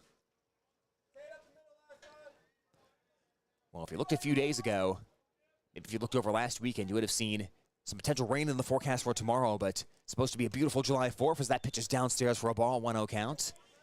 One of those forecast adjustments we're happy to see. You start to look too far out and the forecast becomes a little less reliable, but tomorrow's going to be a lot like today weather-wise, so should be a great night here around Algona and the rest of the area for fireworks and festivities as the 1-0 pitch, ripped foul third base side, and the count evens 1-1 to McEnroy. Mentioned Joey Chestnut earlier. Naven's hot dog eating contest and much watched tomorrow as well. Joey Chestnut's record, 76 hot dogs in 10 minutes in the 2021 contest. Will he beat that tomorrow? We will find out. Here's the stretch by Engel. His 1-1 pitch. There's a fly ball towards center field, sprinting over his walker. He will get to it and he'll put it away a few steps towards right center as McEnroy flies out for the second out of the inning. Benning has to go back to first. 2 outs, runner at first base for Charles City, and Sawyer Hansen, who popped up to short his first time up, 0 for 1 today. Of course, last year the hot dog eating contest did not have Joey Chestnut. He didn't compete in it due to a conflict in sponsorships. And frankly, that's just a desecration of the hot dog eating contest if it doesn't have Joey Chestnut in it. As a pickoff thrown to first base, back in standing is Benning. But he's back, folks. I know everyone was worried. He's back, though. Ulrich holding on Benning. Benning takes an extra step now as the slide step by Engel on the pitch. Ball is fouled off. Benning was moving on that offering, but the number 3 hitter Hansen saw an offering he liked, but fouled it back to the padding behind home plate. And Engel able to work ahead in the count. Should Hansen reach the cleanup hitting first baseman Luke Jacobs in the on-deck circle. Engel will look over at first base. His next delivery, and that one fouled off as well. Engel doing a good job of keeping the ball down in the lower part of the zone so far. We've seen a lot of those soft choppers right behind home plate by Charles City, and even a few swings and misses on pitches that were maybe low and out of the zone.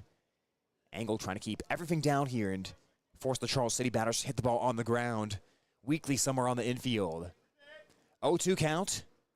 The Bulldog junior Aiden Angle holds and delivers. There's a ground ball towards the middle of the infield, takes a high hop for Eishin. He will run to the bag himself, and that'll end the inning on the fielder's choice. So Charles City gets a runner on base on the error, but they do not score. We stay tied at 1 as the bottom of the third inning is coming up next on Hometown Radio KLGA and the Algona Radio YouTube stream.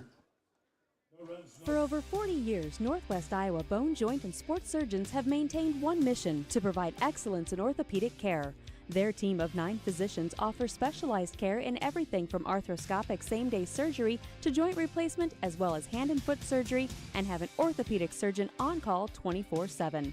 Healthcare isn't about appointments, it's about taking care of people, and that's their specialty. Visit Northwest Iowa Bone, Joint, and Sports Surgeons on the web at nwiabone.com.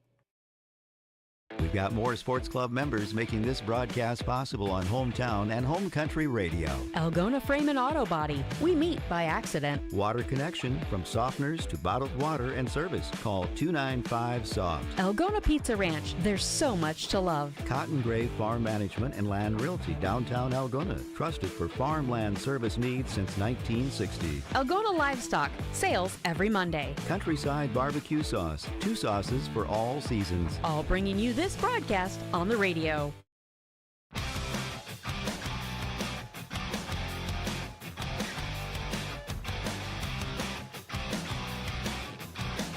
Vinny Benning going back to work for Charles City in the third inning. Algona and Charles City tied at 1 in game 2 of our doubleheader.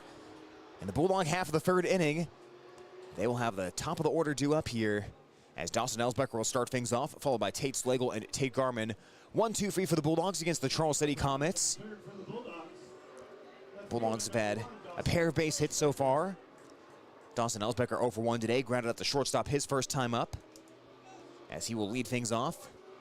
A familiar spot, of course, he always leads up the game, but he'll lead off this inning as well against Vinny Benning, who goes back to the windup of a fresh inning.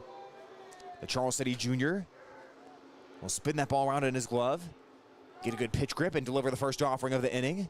There's a breaking ball outside for a ball, 1-0 count. We'll see if it's a tell for Benning. You saw him fiddling around in his gloves as he tried to find the curveball grip there. See if the Bulldog hitters pick up on that, or if that continues to be the case for Benning, where you see him visibly fidgeting in there. 1-0 pitch. That is taken by Elsbecker, and the count goes 2 balls and no strikes. Not much as far as shadows here on the field. A little bit of the shadow creeping across the first base bag, but the rest of this field in bright sunlight here on this cloudless night in Algona. Benning winds and delivers the 2-0. Elsbecker popping it up. Littleton trying to find it behind home plate. The Charles City catcher looking for it, but that ball will drop. And that'll be out of play as it's a 2-ball, 1-strike count on Elsbecker. Not a ton of wind here tonight. The flag that is out in dead center just pretty limp right now. You can see a little bit of a breeze in the trees out there blowing towards the right field direction. But wind not really a factor in tonight's ball game as much as the heat and humidity is. 2-1 count to Elsbecker.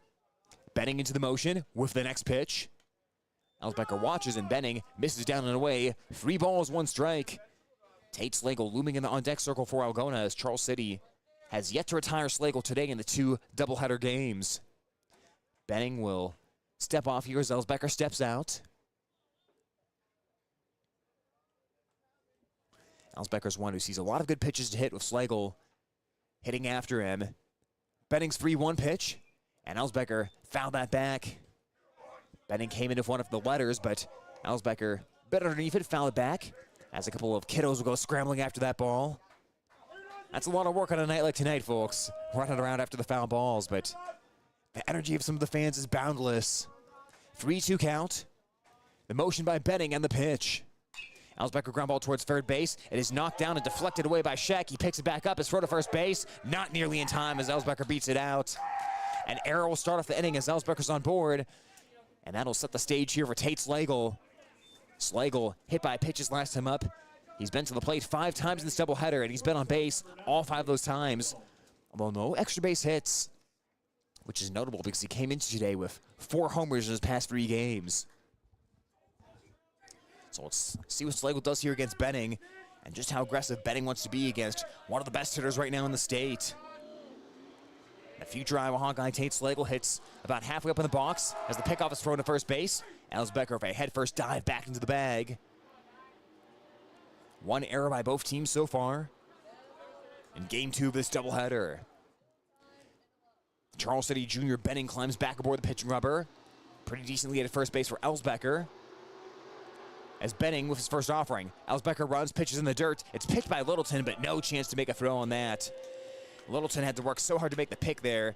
He really didn't have any chance to reload and fire a throw down to second base to get Elsbecker, who had a good jump on that play. So the Bulldogs move a runner to second base as they're tied at 1 on the bottom of 3. And now the second baseman, Rosisco, will play close to the bag to try to keep Elsbecker honest. Benning checks on the runner. He'll spin towards second base. He'll throw high, and Rosisco had to jump up to make the grab and avoid that ball being thrown towards center field. Elsbecker with a head-first dive back into second base. Benning trying to keep a close eye on the Bulldog base runners here. Man in scoring position for Tate Slagle. The look towards second base, and the pitch to Slagle. Slagle launches one high, deep to center field. Back that ball goes. See you later. Tate Slagle has done it again. And again, and again for the Bulldogs. He hits his 9th home run of the season, and Algona jumps in front 3-1. And the Bulldogs will break out the home run jacket. Oh, I'm not sure Slagle will want to wear that on a sweaty night like tonight, but when you hit a 2-1 homer, it's worth it. Algona with their first lead of Game 2 of this doubleheader as Slagle takes Benning deep. For Slagle, that is his 5th home run in the past 4 games. He is on an otherworldly tear right now, and Charles City has not retired him in his 6 trips to the plate here in Game 2 of this doubleheader. So Slagle with the blast out to dead center field, and the Bulldogs will jump in front here in the 3rd inning as Tate Garman bats. Garman had the single his first time up, 1 for 1 today.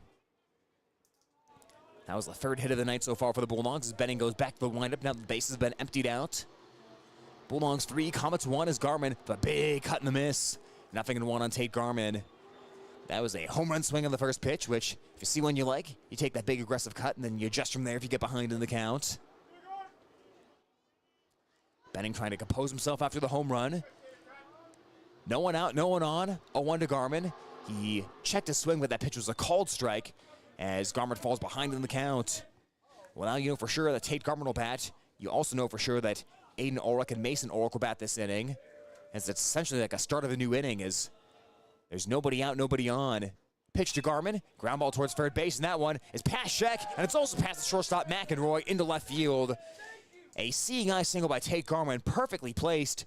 Both Sheck and McEnroy had it just out of the reach, as Sheck couldn't reach it on the forehand side, and McEnroy, the shortstop, had it just a bit out of the reach on the backhand side, as Tate Garman is safe at first, and the first 3 hitters have reached for the Bulldogs. That'll bring Aiden Ulrich to the dish. Grounded to third base his first time up.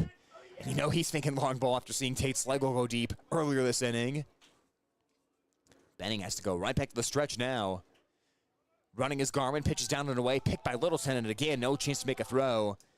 It is hard to throw out a pitch in the dirt like that down and away, especially when you just had to devote all your focus to making that pick on the backhand side, as Garman takes the second base bag.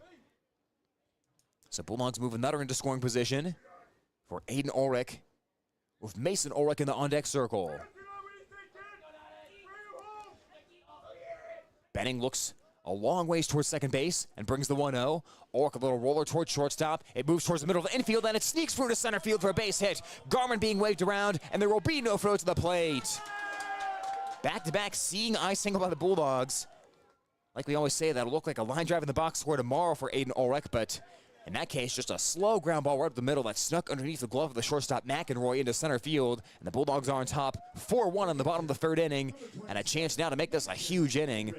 First 4 batters reaching for Algona, still nobody out, and Mason Ulrich, who lined up to second base his first time up, and the Charles City bullpen will immediately get busy.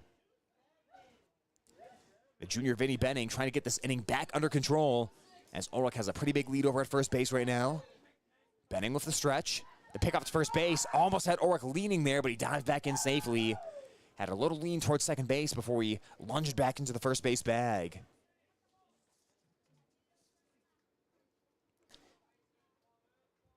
So that first base bullpen, which is out in foul territory over in right field, busy right now as another pickoff is thrown to first base. This one wide of the mark as the first baseman Jacobs had to come off the bag, and Ulrich able to go back in there standing.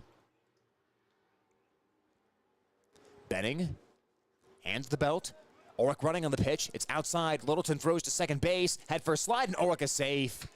That throw was taken in by the second baseman Rosiska, but the throw was off to the shortstop side of the bag, and Aiden Ulrich has swiped the second base bag to move another runner into scoring position for Algona. So Bulldogs pick up the steal right there, and the manufacturing of runners in scoring position continues as Mason Ulrich will try to drive in his brother Aiden Ulrich. The check on Ulrich at second base and the 0-1 pitch. And that one misses the mark for a ball. Count evens 1-1 from Benning. Bulldogs not willing to expand the zone here in the third inning. They're forcing Benning to come over the plate. As Aiden Engel waits on deck. Benning spins towards second base. Ulrich scampering back in there as Rosiska grabs the throw, but not a close play as Ulrich was able to go back in standing. The center fielder, White, charging in to back up the play just in case that throw went into center field.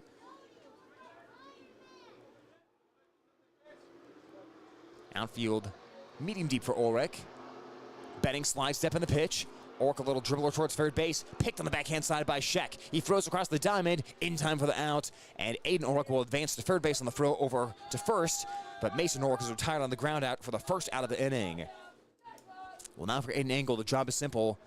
Ball in play here for runner at third base in less than 2 outs.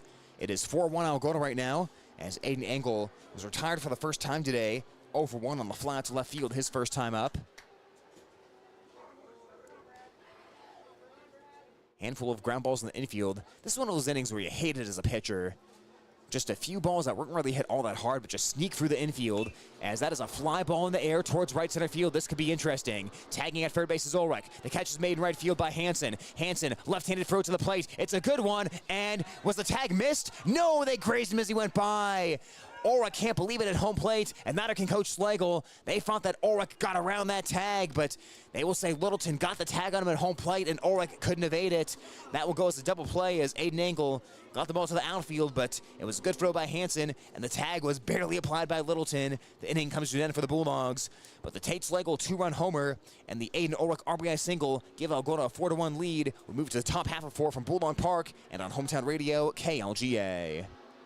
When you need cash on the go, there's no need to pay a surcharge fee with MoneyPass. Iowa State Bank is proud to be part of the MoneyPass network of surcharge-free ATMs found nationwide. Look for the green and blue MoneyPass symbol on over 32,000 ATMs across the nation. Or find an ATM near your vacation spot or travel destination at moneypass.com. MoneyPass, another way that Iowa State Bank helps people succeed. Member FDIC.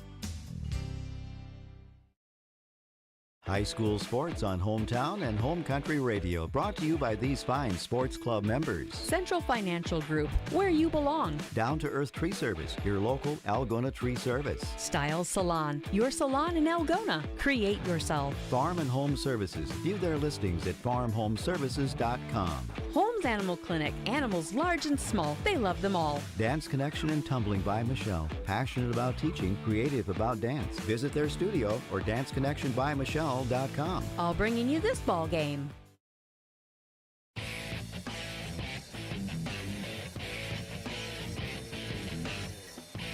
Tate Slagle hits home run number 9 of the season, and the Algona Bulldogs lead the Charles City Comets 4-1, heading to the top of the 4th inning from Bulldog Park. Charles City will have hitters number 4, 5, and 6 for Luke Jacobs, Cameron Littleton, and Zachary Scheck this inning against Aiden Engel. The lone run for the Comets coming back in the top of the first on the RBI single by McEnroy. Bulldogs 4 unanswered runs since that time as Algona scored 1 on the bottom of the first and now 3 at the bottom of the third inning. So back to work goes Engel, as Engel will face hitters number 4, 5, and 6. Luke Jacobs hitting into a 6-4 free double play his first time up. Well, I mentioned the pitcher warming up for the Comets. He has finished his warm-up tosses in that first base bullpen, and we'll see if we see him later on tonight. That was Brennan Rosiska, the freshman, who took some warm-up tosses last inning as the pitch is inside, and that will hit Jacobs on the first offering. So Jacobs hit by the first pitch of the inning, and the Comets will get their leadoff base runner on to start at the top of the 4th for Connor Littleton.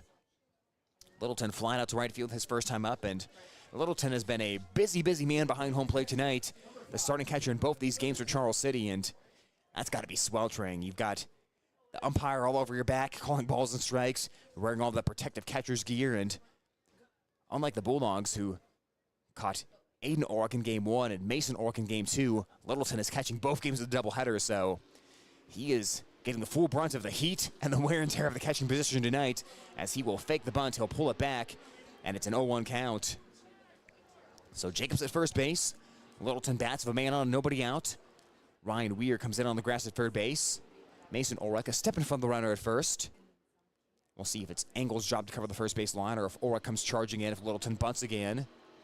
The 0-1 to Littleton, he's not showing bunt. It's in the dirt, and it'll get away from Mason Orrick because he can't block it. That will allow Jacobs to go to second base on the wild pitch.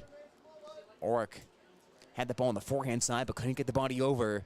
And Charles City moves the runner to the scoring position if nobody out. Now a 1-1 count to Littleton. You could still potentially see a bunt here, although he didn't square on the last pitch, so you'd imagine it's probably now green light swing away, especially if the right side of the infield open.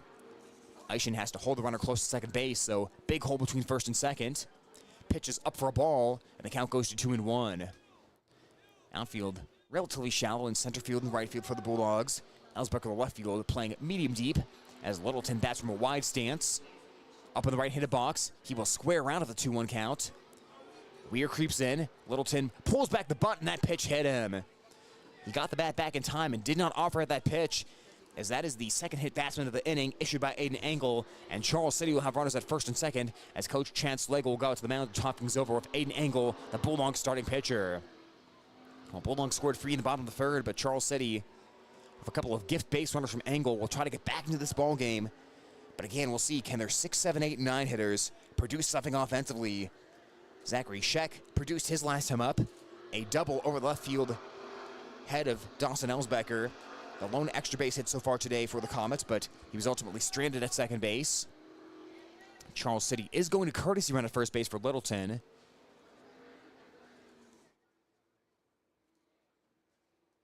As the mound visit breaks up for the Bulldogs, so I believe that is Colin Heron, the freshman for Charles City, if I'm seeing the number correct.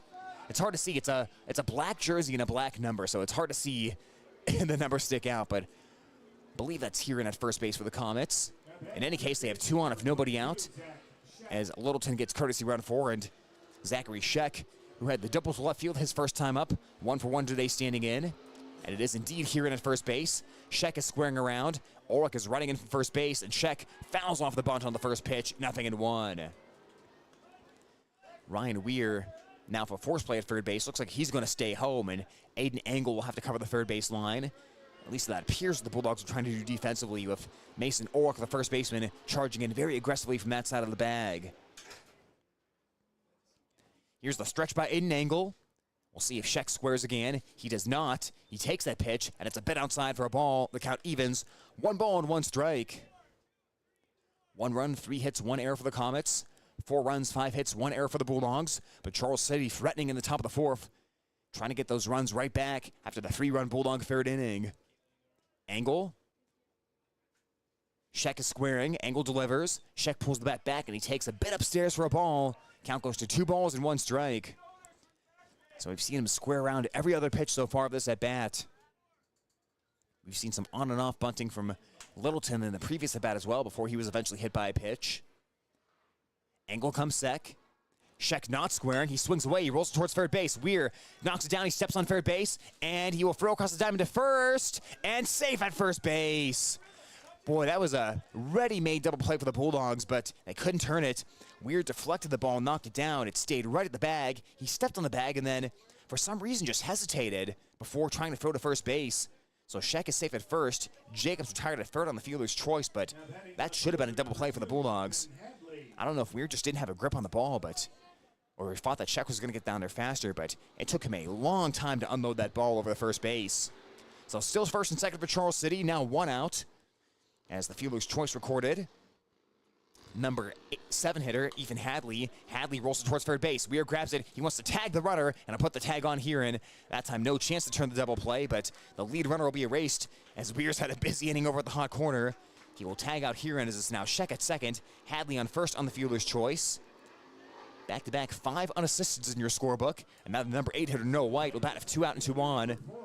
So after getting their first 2 base runners on base, Charles City in danger of having this inning sputter out in a hurry. White, the center fielder, struck out looking his first time up against Engel. That is Engel's lone strikeout so far on the outing. Engel spins towards second, makes the throw, but diving back in safely head first is Sheck. The second baseman, Eischen, covering the bag for the Bulldogs. 4-1 Algona in the top of the 4th inning. Charles City trying to hang around, but they could really use a big hit. If you're the Comets, you just don't know how many of these scoring opportunities you're going to have with a team that's batting .203. So when you have 2 on like this, you're really looking for the big hit here from Noah White. Pitch to White. White with a little blooper, shallow right field. That one is near the line, and it is curving into foul territory as A. Nork laid out full extension in foul territory but couldn't make the grab. Try to make a Willie Mays-style chase of that ball back to home plate, sprinting after it, and then laid out last minute, but could not make the grab in foul territory. As Engel is able to work ahead of White. Jackson Rosiska on deck for the Comets, should White reach base. Engel digging out the toe hold on the rubber. Bulldog Jr. comes set. His next delivery to White. White watching that pitch, and it is down for a ball to even the count. 1 ball and 1 strike. In the Bulldog half of the 4th inning, they will have Eischen, Weir, and Walker. 7, 8, and 9 due to hit as Engel tries to work around a mini jam. It was 2 on if nobody out. Now it's 2 on if 2 out for Charles City. Engel spins towards second base again. He throws to second. And nothing doing as diving back in head first again is Sheck. Getting the uniform dirty here for a couple of pickoff attempts by Engel, who is approaching the 50-pitch mark. Unofficially, the next pitch for Engel will be number 48 of his outing as we play in the top of the 4th inning. Engel looks towards second. His 1-1 pitch, fouled off by White, slicing it over to the first base side, and will do it here for a 1-2 count. While the softball diamond vacant here tonight, the Bulldogs softball team played at Clearing Goldfield Downs today, picked up a 14-0 win this afternoon. As here's the stretch by Engel, the look towards second base, and the 1-2 pitch. Off the inside corner for a ball, and the count evens 2-2. The Bulldogs softball team has had a good week. They've now won 3 in a row after losing their first game of the week against St. Edmund. That included a state-ranked win over Esther Central on Tuesday night. 2-2 count from Engel. He'll look towards second and deliver. In the dirt, picked on the backhanded side by Mason Orlick behind home plate. And the count full at 3-2, so it is now traveling time on the bases. Sheck at second base, and Hadley at first will both be running on the 3-2 count. Here's the stretch by Engel. And the payoff pitch.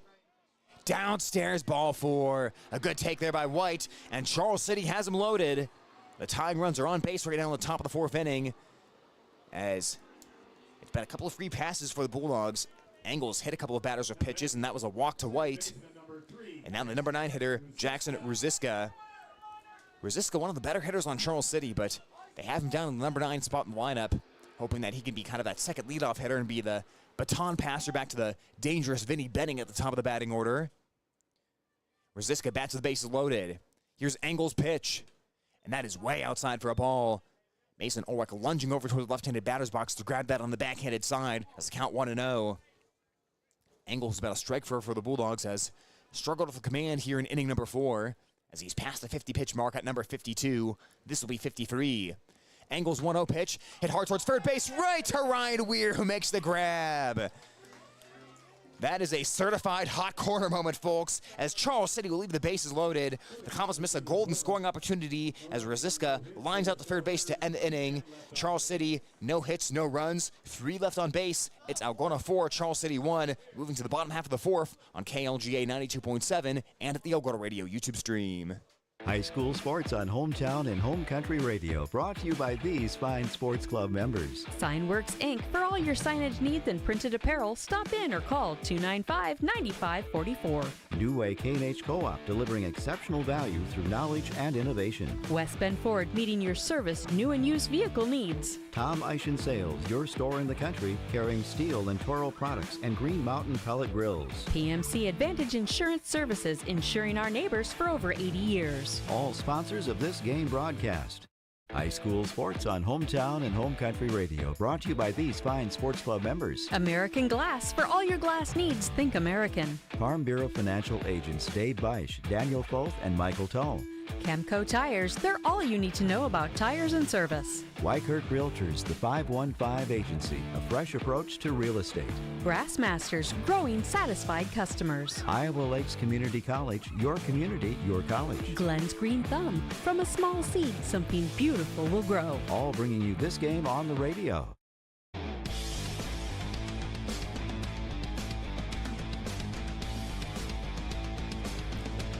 Bulldog half of the fourth inning coming up.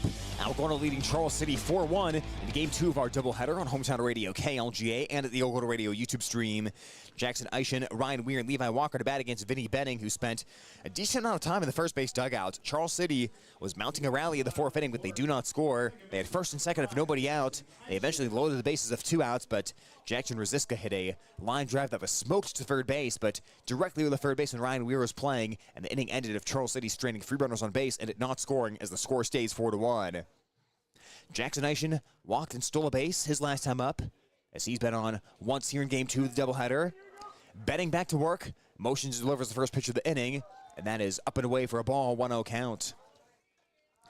Well, for those of you who've been listening throughout our doubleheader action today, you know that I've come prepared with my 4th of July facts, so I'm going to hit you folks with another one you didn't know, but I'll do this one in the form of a trivia question as the 1-0 pitch. Popped foul third base side over the dugout, and it's a 1-1 count. I'll give you the question right now, and I'll give you the answer later this inning, so for you folks listening at home, you'll have a chance to feel smart about yourself if you know the answer, or if you don't know the answer, you'll say, oh, that's obscure, who would have known that anyways? There's only been one U.S. president that was born on July 4th. I'll tell you who that president was later this inning, but we'll see if you folks at home can think of the answer, as that pitch sails to the backstop, 2-1 count. So Eischen batting right now, Weir in the on-deck circle, and Walker in the hole for Algona. Dawson Elsbecker if anybody gets on base. The home plate area is now in the shadows, as is the pitcher's mound. A little bit of sunshine in between those two. As Benning works with a 2-1 count right now on Jackson Eischen. He winds and delivers. Eischen watches that one go outside for a ball, 3-1 count. And nobody is more happy than Cameron Littleton, the catcher for Charles City, who has caught both games of this doubleheader, has been sitting in the blazing sunlight with the umpire breathing down his neck the whole game. 3-1 pitch, outside ball 4, and Eischen draws the walk. That is the life of the catcher, though, as Eichen's on file the walk for the second time today. Ryan Weir will come to the plate. He has 1 for 1 off a single so far in game 2 of the doubleheader, and it's 1 out, or 1 on, I should say, if nobody out for the Bulldogs. The answer to that trivia question, by the way, it was the 30th president of the U.S., Calvin Coolidge, the only U.S. president born on July 4th, so I guess you could say he was born to be the president. Decent-sized lead at first base right now for Eischen, who stole us last time, and Benning is aware of that. He throws the pickoff move over to first base. Back in standing is Eischen, as Jacobs holds the runner on. 4-1 Bulldogs, bottom of the 4th inning here in Algona, as Bulldogs take on their future North Central Conference counterpart, Charles City. Pick up to first base, almost had Eischen taking a false step there, but he dove back in safely. The Northeast Iowa Conference has really crumbled the past couple of years of teams leaving, going to other conferences, and that conference will soon be dissolved once Charles City and the rest of the crowd officially move to their new conferences. It's a very small league right now anyways. The minimum amount of teams to even have a conference in that league. The pitch, and that one will miss for a ball, the Weir 1-0 count, but that won't be the case with the departures happening, and that league will break up and no longer exist here in a couple of years. Like I mentioned earlier, Charles City coming to the NCC. There will eventually be 12 teams in the North Central Conference, as Charles City will be one of them. The slide step in the pitch, as Weir fouls that back to the screen. And the count evens at 1-1. The plan right now is a pair of 6-team divisions based on the beds numbers of the schools.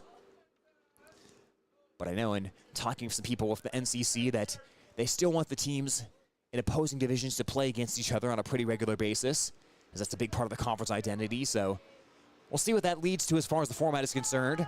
Pick off to first base, but back in there standing is Eischen. Weir bats for a 1-1 count right now.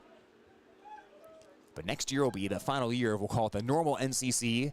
After that, the 2026-2027 school year will see an injection of 4 new teams. one of those teams. Forest City just won the top of Iowa West as there's a foul back by Weir. Eischen is moving on the pitch and the count goes to 1-2. The Forest City baseball team winning the top of Iowa West this season as they will journey over to the NCC. They're a team that's played a couple of NCC opponents like Humboldt and Clear Lake and Webster City already on their schedule. 1-2 count right now. Eischen at first base. Benning working for the stretch. We'll see if Eischen takes off again as Weir fouled that last one off. He'll throw a pickoff to first base first, but Weir goes back in with or I should say Eischen goes back in standing as Benning tried to toss another one over there. Benning a little sidearm delivery over to first base on the pickoff move to try to get over there quicker. The Charles City Junior shakes up the first couple of signs from Littleton. Now he has what he wants. Benning's 1-2 as Eischen runs, pitches in the dirt. Littleton throw to second base, and the throw is high, sliding in safely with his second stolen base of game 2, Jackson Eischen, and it's a 2-2 count on Ryan Weir. Bulldogs move a runner into scoring position.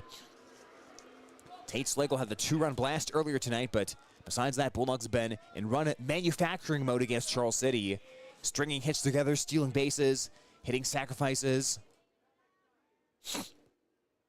Benning looks to second and brings the 2-2 as Weir hits a weak dribbler towards third base. Waiting back on it is Sheck, and he won't make a throw. Sheck will not make a throw. I'm not entirely sure he knew what the situation was. I think he thought he could step on third base and get a force out, but there was nobody behind Eischen, so Eischen did not have to run. So he didn't. Eischen wisely stayed at second base, and Weir's on an infield single. Just trying to read body language in the press box. I just don't think Sheck realized that there was no force play at third base, as he could have just thrown to first base to get Weir, but instead he hesitated. He realized late, and then he just ate the ball. As a couple other Charles City defenders threw their hands in the air and said, "Wait a minute, what just happened?" Now Walker bunting, and Walker fouling it off at home plate. 0-1. This is a sacrifice attempt by Levi Walker, but with Walker's speed, a sacrifice bunt could very quickly turn into a bunt for a hit. And that would load the bases for the top of the order if Walker was able to do that. Charles City's first baseman Jacobs comes in on the grass. Sheck at third base stays back as Benning works for the stretch with Eischen at third base and Weir at first. Walker bats out of a wide right-handed stance. 0-1 count. And spinning towards second is Benning, nothing doing. Walker did not show his cards there. Sometimes if the pitcher spins to second like that, the batter will square thinking he's coming to the plate, but Walker didn't show if he was bunting or not after that. After that first pitch foul ball. Now the 0-1 by Benning. Walker not bunting, and he's swinging and missing for the big cut. And he falls behind in the count, 0-2. Elsbecker waits on deck. Now you're not going to bunt here for an 0-2 count. Or at least you certainly wouldn't think so. Jacobs, the first baseman, still playing it on the grass, though. He's thinking maybe the number 9 hitter will try to surprise the defense potentially. 0-2 count. Walker ground ball down the third base line, and that is a fair ball. That is a fair ball down the line. Being waved around is Eischen, and he will score. Weir will rumble to third base, and he will slide in safely. It's an 0-2 count, double down the left field line by Levi Walker, and the Bulldogs lead at 5-1. That just hugs the bag at third base. Sheck couldn't get to it, and Levi Walker gets the job done for the Bulldogs after not getting the bunt down. That is his second double of the season and his 4th RBI, as Charles City will come out here, and that is going to be it for Vinny Benning tonight. Benning will be replaced on the pitcher's mound, trailing 5-1. We'll take a timeout and tell you about the new pitcher coming up next on KLGA Hometown Radio and the Algona Radio YouTube stream. When you need cash on the go, there's no need to pay a surcharge fee with MoneyPass. Iowa State Bank is proud to be part of the MoneyPass network of surcharge-free ATMs found nationwide. Look for the green and blue MoneyPass symbol on over 32,000 ATMs across the nation. Or find an ATM near your vacation spot or travel destination at moneypass.com. MoneyPass, another way that Iowa State Bank helps people succeed. Member FDIC.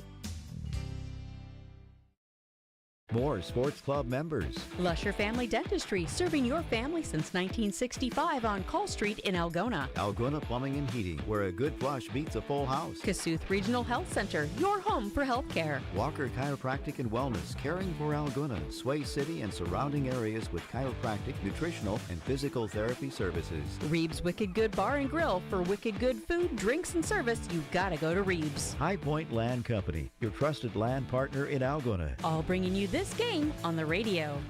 Thank you to these sports club members bringing you this game on Hometown Home Country Radio. CB Grain Solutions, satisfaction guaranteed. Dump It, Kasuth County's local and reliable waste service provider for commercial and residential customers. Albert Electric, flip the switch to Albert Electric. Billy Offerman, your State Farm agent in Algona. Like a good neighbor, State Farm is there. Greg Penning and Company, certified public accountants where everyone counts. Daylight Donuts, open early with delicious donuts and great coffee. All bringing you this game on the radio.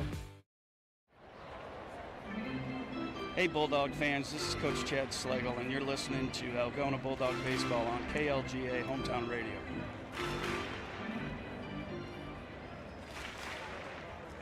As we come back here on Hometown Radio, KLGA, and at the Algona Radio YouTube stream, it is a pitching change for Charles City. Vinny Betting done after 3+ innings. He does not record any outs here in the fourth, and he leaves runners at second and third, and Charles City trailing 5-1. Brennan Ruziska will pitch now. This is Ruziska's 5th game on the mound. His record 1-0 and his ERA 11.55. He has pitched 6 2/3 innings, striking out 1 and walking 8. Opposing batters hitting 143 against Ruziska. Vinny Betting has entered the ball game, or I should say has changed positions in the ball game. He is now playing center field as he replaces White in the center field position for Charles City. The batter is Dawson Elsbecker as he attacks the first pitch, drives down the left field line. That ball's bound for the corner. Coming home to score is Weir, waved around as Walker. He will score as well. Dawson Elsbecker greets the new pitcher for a 2-run double, and it's 7-1 Bulldogs. All 7 of those runs, the responsibility of Vinny Benning, as that will close the book on him. Well, sometimes the tendency as a batter is to wait and see what the new pitcher has, maybe take a few pitches and see what he's going to bring, but Elsbecker saw what he liked on the first offering and absolutely jumped Ruziska with a double deep into the left field. That is the 5th double of the year by Elsbecker, and now 15 RBI for the Bulldog sophomore. And a chance to have a big inning here. 7-1 Algona, still nobody out. Tate Slagle batting, Tate Slagle taking, and that is ball 1. Vinny Betting tonight goes 3+ innings. His unofficial stats include 7 hits and 7 runs allowed. He walked 2, and he did not have a strikeout. Here's the stretch by Ruziska. Ruziska's 1-0 pitch. Slagle watches, and that's a called strike to even the count 1-1. Well, this is the part of the order that is going to do damage for the Bulldogs if they're going to continue doing damage this inning, but boy, what a positive start for Algona. 4 straight reaching base, 3 against Benning and 1 now against Ruziska. That's with your 7, 8, 9, and 1 hitters as Slagle takes down for a ball, 2-1 count. That's going to be such a key in the postseason. You're going to have big moments from the bottom of the lineup at some point. You're going to see guys in those 7, 8, 9 spots come up with men on base against good pitchers in the postseason and need them to come through. 7-1 Bulldogs, 3 runs so far in the fourth. They also had 3 in the third inning as that ball misses. 3-1 on Slagle. Littleton dropped the ball behind home plate but picked it back up before it could go anywhere. Elsbecker still at second. First base is open as Slagle has been on base every time up to the plate in this doubleheader. Slagle attacks the pitch and he hits a high pop-up. That one towards shallow center field. This is going to be a long run for Benning. Benning sprinting and he drops the ball. He drops the ball in center field and Slagle will be on first base. Boy, the right fielder Hansen had to go substantially less far than Benning did. Benning had to get into the starting blocks and sprint a 100-meter dash to get to that ball. And he did get to it and hit off his glove in center field as Slagle reaches via the air. But I'm really not sure why Hansen, the right fielder, didn't just take charge of that one because he was a lot closer to that ball than Benning was. I mean, Benning is the junior, one of the more experienced players, so I guess maybe they just trusted his glove to take charge of that a little more, but that is absolutely the right fielder's ball. Well, Elsbecker's still at second base because he rightly assumed that the ball was going to be caught, but it ended up not being caught, so it's first and second for the Bulldogs. Second error of this game 2 by Charles City as Tate Garman takes, and that is ball 1. It's Garman, Ulrich, and Ulrich. Still nobody out for the Bulldogs of 2 on, and a 7-1 lead in the bottom of the fourth inning. Ruziska trying to labor through this after coming on in relief. Ruziska, slide step in the pitch. Downstairs to Garman, and it's a 2-0 count on the Bulldog Junior. Tepid start for Algona tonight. Fell behind 1-0 in game 2 of the doubleheader in the top of the first inning, but it's been 7 unanswered runs since that time. Took a minute for the Bulldog bats to get going, but the second and third time through the order, the production has increased. 2-0 pitch, sails up high to Garman. They count 3 balls and no strikes. So we'll see if Garmin has the take sign here. Elsbecker, pretty big lead at second base. Slagle behind him at first. Rosiska's 3-0 pitch. Garmin watching that one as it's over the plate for a called strike. 3-1 now as Garmin will lock in here for a 3-1 count. The first 5 batters of the inning reaching for the Bulldogs. Garmin, the 6th man to bat. 3-1 pitch. Down and away, ball 4. Garmin draws the walk, and the bases are full of Bulldogs for Aiden Ulrich. Ulrich with a ground at the third base and a single so far tonight. That single was an RBI single. As it's bases loaded, nobody out. And a chance for Algona to remove all doubt from this ball game, leading Charles City 7-1. Bulldogs took the first game 12-0 and trying to get this doubleheader sweep and go into the 4th of July holiday with a pair of wins. Ulrich awaiting the first pitch from Rosiska. He attacks it and he slices it off foul first base side. He was thinking big things on that swing, getting after the first offering, and the count 0-1. So it's Aiden Ulrich followed by Mason Ulrich. Aiden angle after that for the Bulldogs. Still nobody out. First 6 batters reach base as the pitch to Ulrich. That one will miss the zone for a ball, and the count evens 1-1.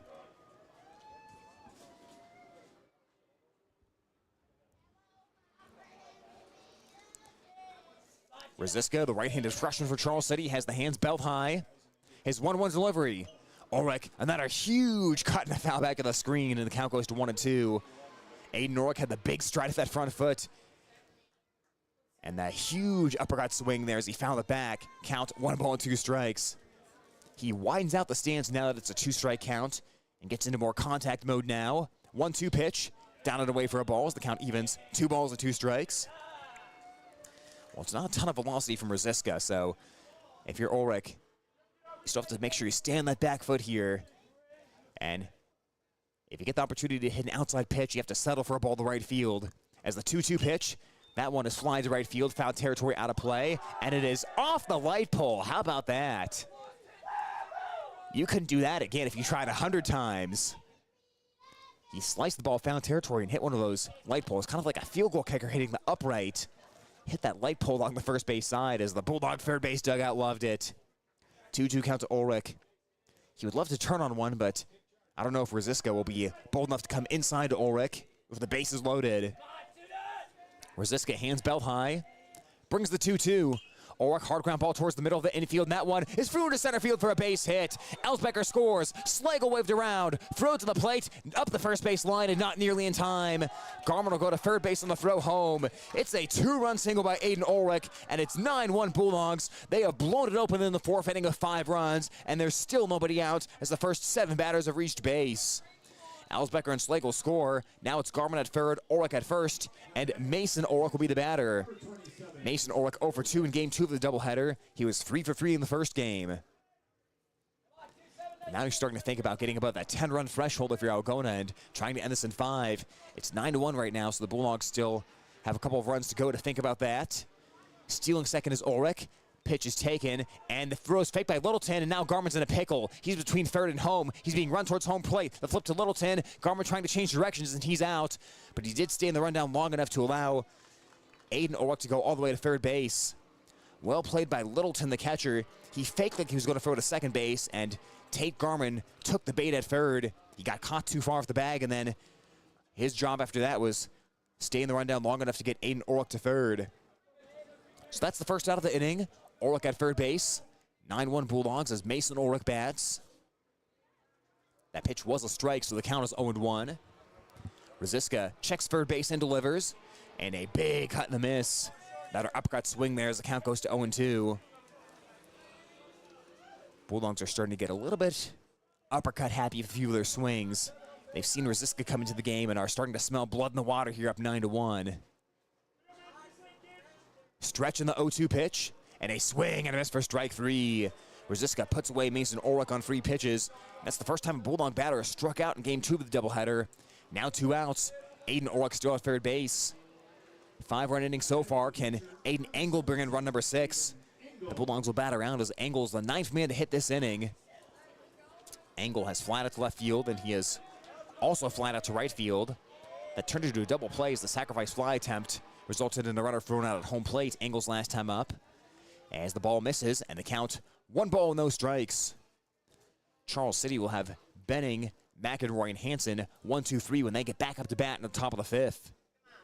9-1 Bulldogs, and stepping off the mound, Rosiska. The third baseman check, close to the line, but a little ways off the bag as Orlick has room to work with. Angle flies at one foul territory, left field side, and that one's not going to be within reach for anybody. So 1-1 count on Angle.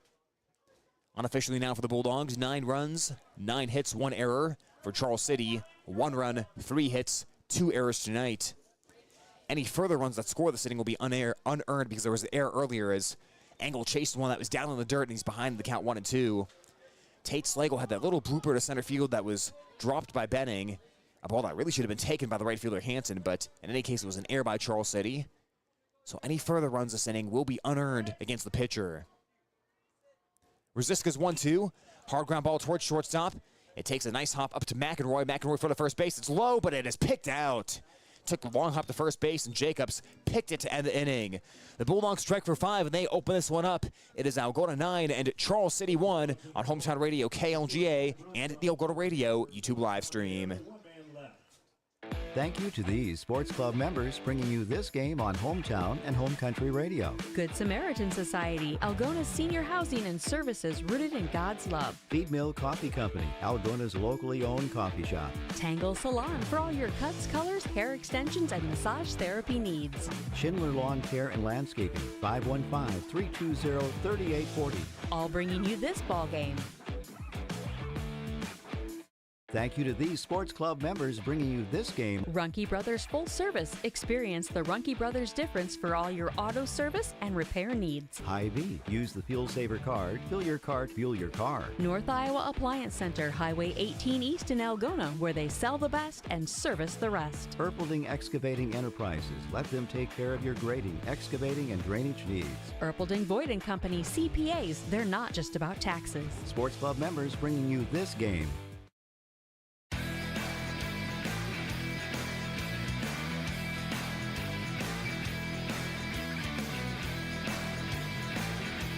Five runs, 4 hits, 1 left on base for Algona in the 4th inning. The Bulldogs plate those 5 runs, and they take a 9-1 lead over the Charles City Comets, moving to the top of the 5th on Hometown Radio KLGA and the Algona Radio YouTube stream. A first-round postseason preview as Algona will take on Charles City in the postseason. Bulldogs trying to make a statement that it'll be like this and more once we get to the playoffs, but they have dominated tonight, winning Game 1 12-0 over Charles City, and took a little while for the offense to get going here in Game 2, but once it did, they produced 5 runs in the 4th inning, and it's a 9-1 lead now for Algona as Aiden Engel goes back to work. Of course, winner between Algona and Charles City will take on either Clear Lake or Humboldt. Those two teams will be playing in an absolutely fascinating game in the first round of the postseason for the right to play either Algona or Charles City in the second round. Vinny Benning, tonight's starting pitcher, takes ball 1. Benning now playing center field as he's been on twice. He reached on a single in the first inning, then reached on an error in the third. Lone run for Charles City in the first. Bulldogs scoring 9 unanswered since that time as the pitch is inside to Benning, and it's a 2-0 count.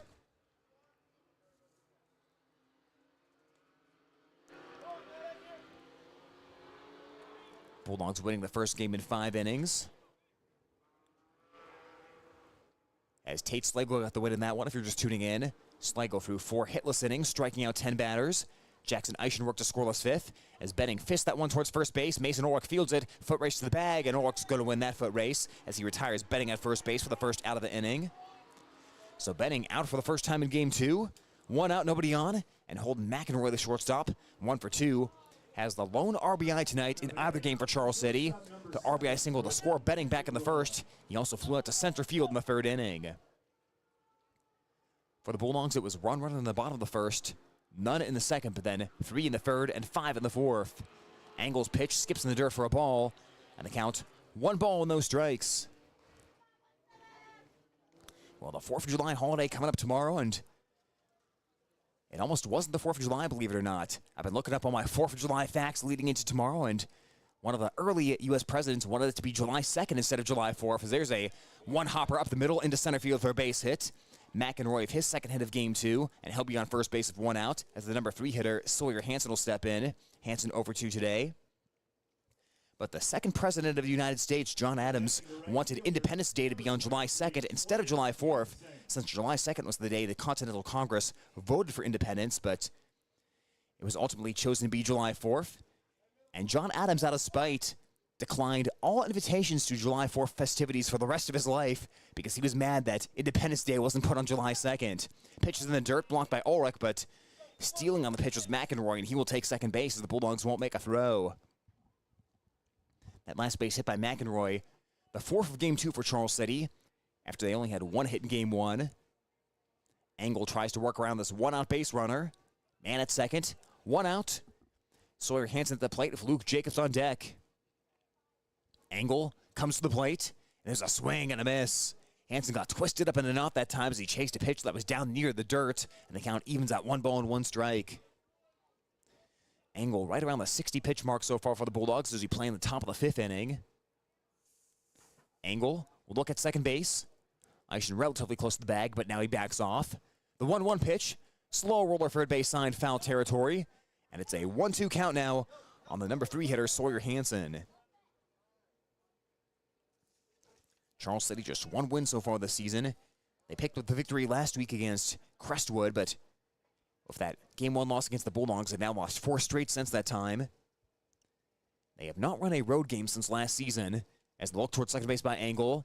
The 1-2 pitch, and a wave and a miss for strike 3. Engel able to put away Hansen for the second out of the inning. And now the number 4 hitter, Luke Jacobs, who hit into a 6-4 free double play in the first and was hit by a pitch in the 4th, comes to the plate. If you can count the first game of the doubleheader, Charles City has now lost 15 straight games that are away from home. Their last road one was June 28th of last year, also against Crestwood. Engel will check the runner at second base. His next offering is waved and missed by Jacobs. Jacobs had a big cut at that one, but came up dry as the count 0-1. Bulldogs set 9 batters to the plate in the 4th inning. When they come back up, it'll be Eischen, Weir, and Walker, as that one is popped foul behind home plate. That'll get out of play over near the deserted softball diamond. I mentioned a couple times tonight, but in case you are just tuning in and wondering, the Algona softball team got the job done today against Clare and Goldfield Dows, sweeping the season series from the Cowgirls with a 14-0 win.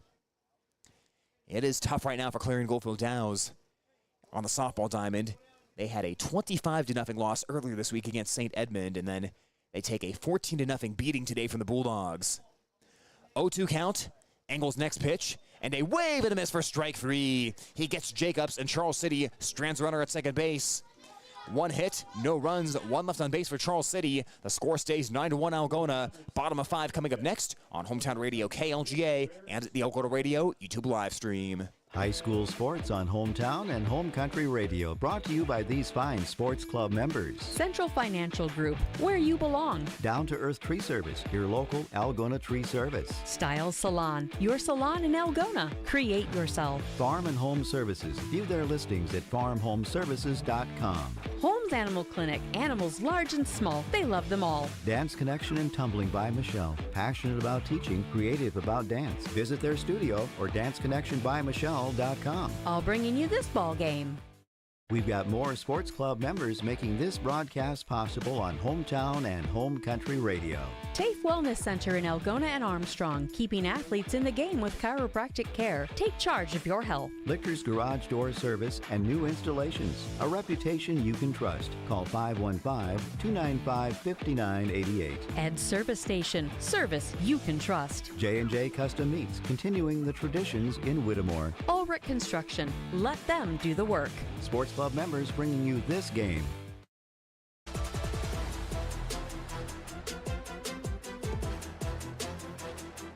It's Algona 9 and Charles City 1 as we enter the bottom of the 5th from Bulldog Park. Algona with Jackson Eischen, Ryan Weir, and Levi Walker due to hit this inning. As going back to work for Charles City, the relief pitcher, Brennan Ruziska. The starting pitcher, Vinny Benning, charged with 7 runs tonight. Ruziska responsible for 2 out of the 9 runs scored by the Bulldogs as Ruziska entered in the middle of the inning with a couple of runners on base. He let the 2 inherited runners score. Both of those went to Benning, and then 2 additional runs came in. Those final 2 were against the tally of Ruziska tonight. Eischen has been walked twice so far today as he'll lead off the inning for the Bulldogs. 7, 8, and 9 in the batting order. Algona up 9-1, and just note If the Bulldogs get up by 10 here, that would be the run rule being invoked. So if the Bulldogs score 2 this inning, they'd be able to end it in 5 and get the win for Aiden Engel on the mound, who has kept Charles City to 1 run. He's put up 4 zeros in a row after that 1 run in the first, as there's a line drive down the third base line, and that is a fair ball. That's a fair ball for Eischen. He'll turn around first base. He will race towards second, and the throw will be cut off. Jackson Eischen continues this nice night, attacks the first pitch and rips a double down the left field line, and the Bulldogs have the leadoff base runner on once again. Jackson Eischen, another guy for the Bulldogs who has swung a very good bat as of late. Went 2 for 2 in the first game. He was also hit by a pitch. So Eichen's been to the plate 6 times. He's delivered 3 base hits, and he's been on all 6 of those times. As Ryan Weir, 2 for 2 in Game 2. Also had an RBI base hit back in Game 1 as he was 1 for 3 in the first game. Eischen at second. Rosiska's pitch. Line drive. Shallow center field. Base hit. Eischen coming to third base, and he will get the stop sign there. He took a big turn, and he falls down on the grass, but he'll get back to third. Jacobs, the first baseman, came off to cut off the throw as Eischen took the big turn around third base.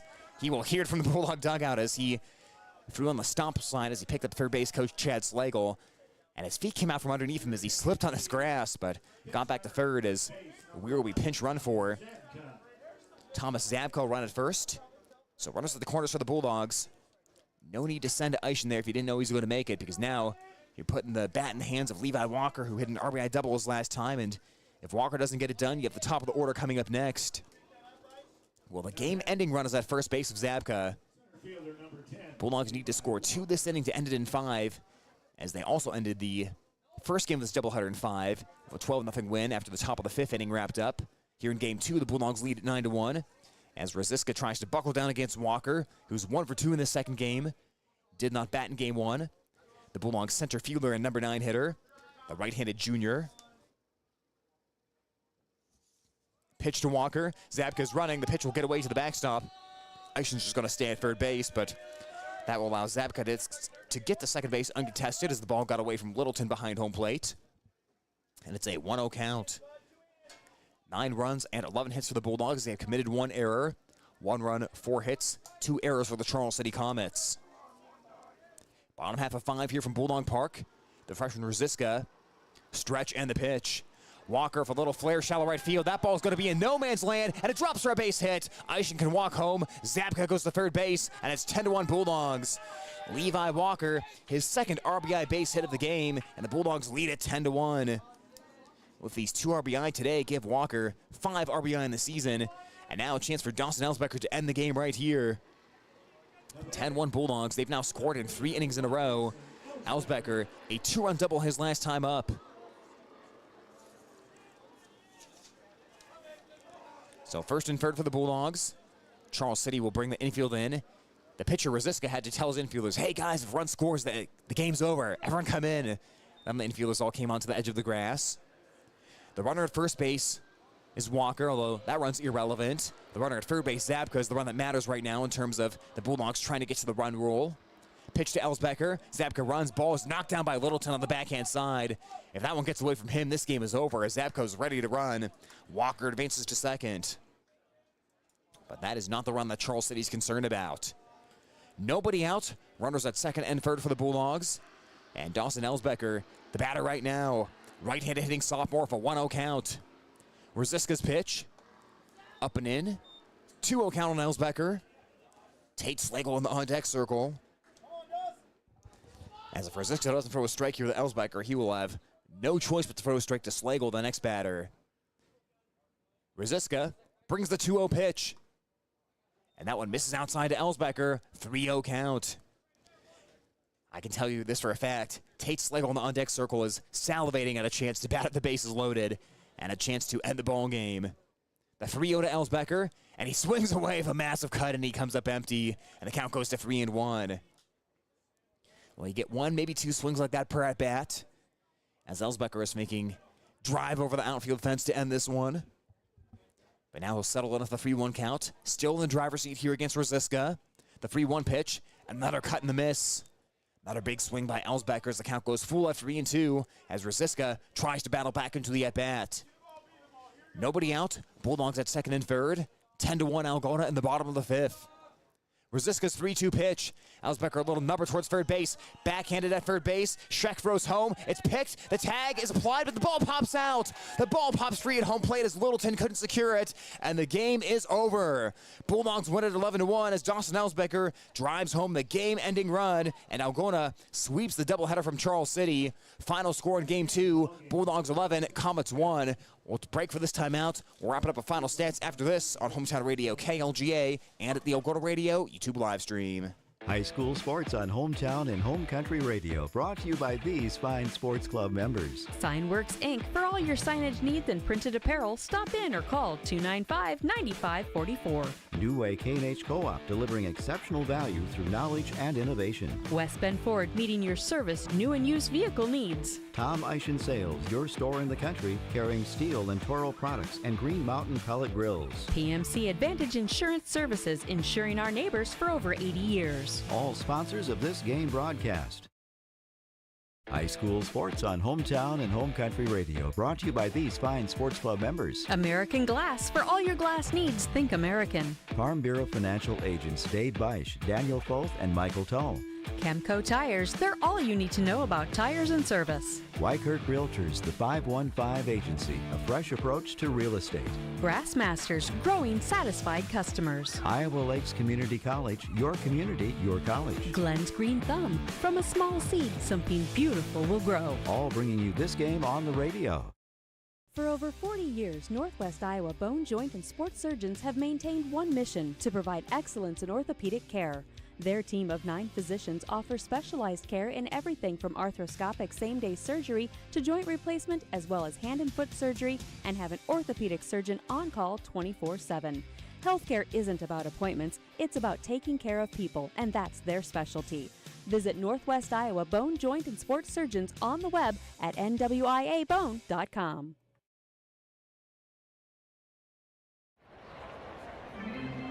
Hey Bulldog fans, this is Coach Chad Slagle, and you're listening to Algona Bulldog Baseball on KLGA Hometown Radio.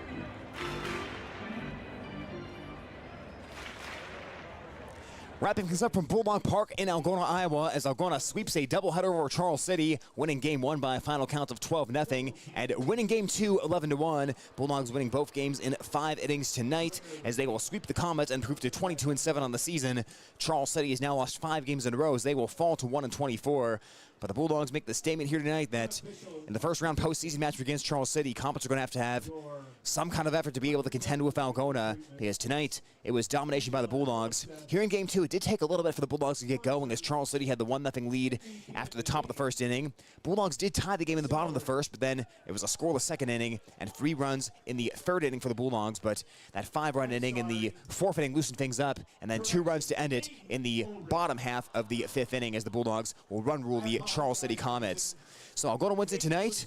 Aiden Engel, the starting pitcher, goes 5 innings in this one, and nothing fancy, but he did exactly what you asked of him. He allowed 4 hits and 1 run. He walked 1 and struck out 3, and pretty much the task for Engel: throw strikes, keep your defense engaged, and just don't beat yourself against Charles City, and he did exactly that. So it was very workmanlike and a very serviceable 5 innings for Engel, who picks up the win today for the Bulldogs, as Engel's record on the season improves to 3 wins and 1 loss. Vinny Benning takes the loss today for Charles City for the first 3 innings and gave up 7 runs. Well, Bulldogs today, Tate Slagle ends up going 1 for 2 in the second game of the doubleheader, as he had the 2-run homer in the 3rd inning. You also had a 2-hit game from Tate Garman, who was 2 for 2 at the plate. Aiden Orrick was 2 for 3, had 3 runs driven in here in Game 2 of the doubleheader, so he had a good game as well. Jackson Eischen was on base 3 times with a pair of walks and a double.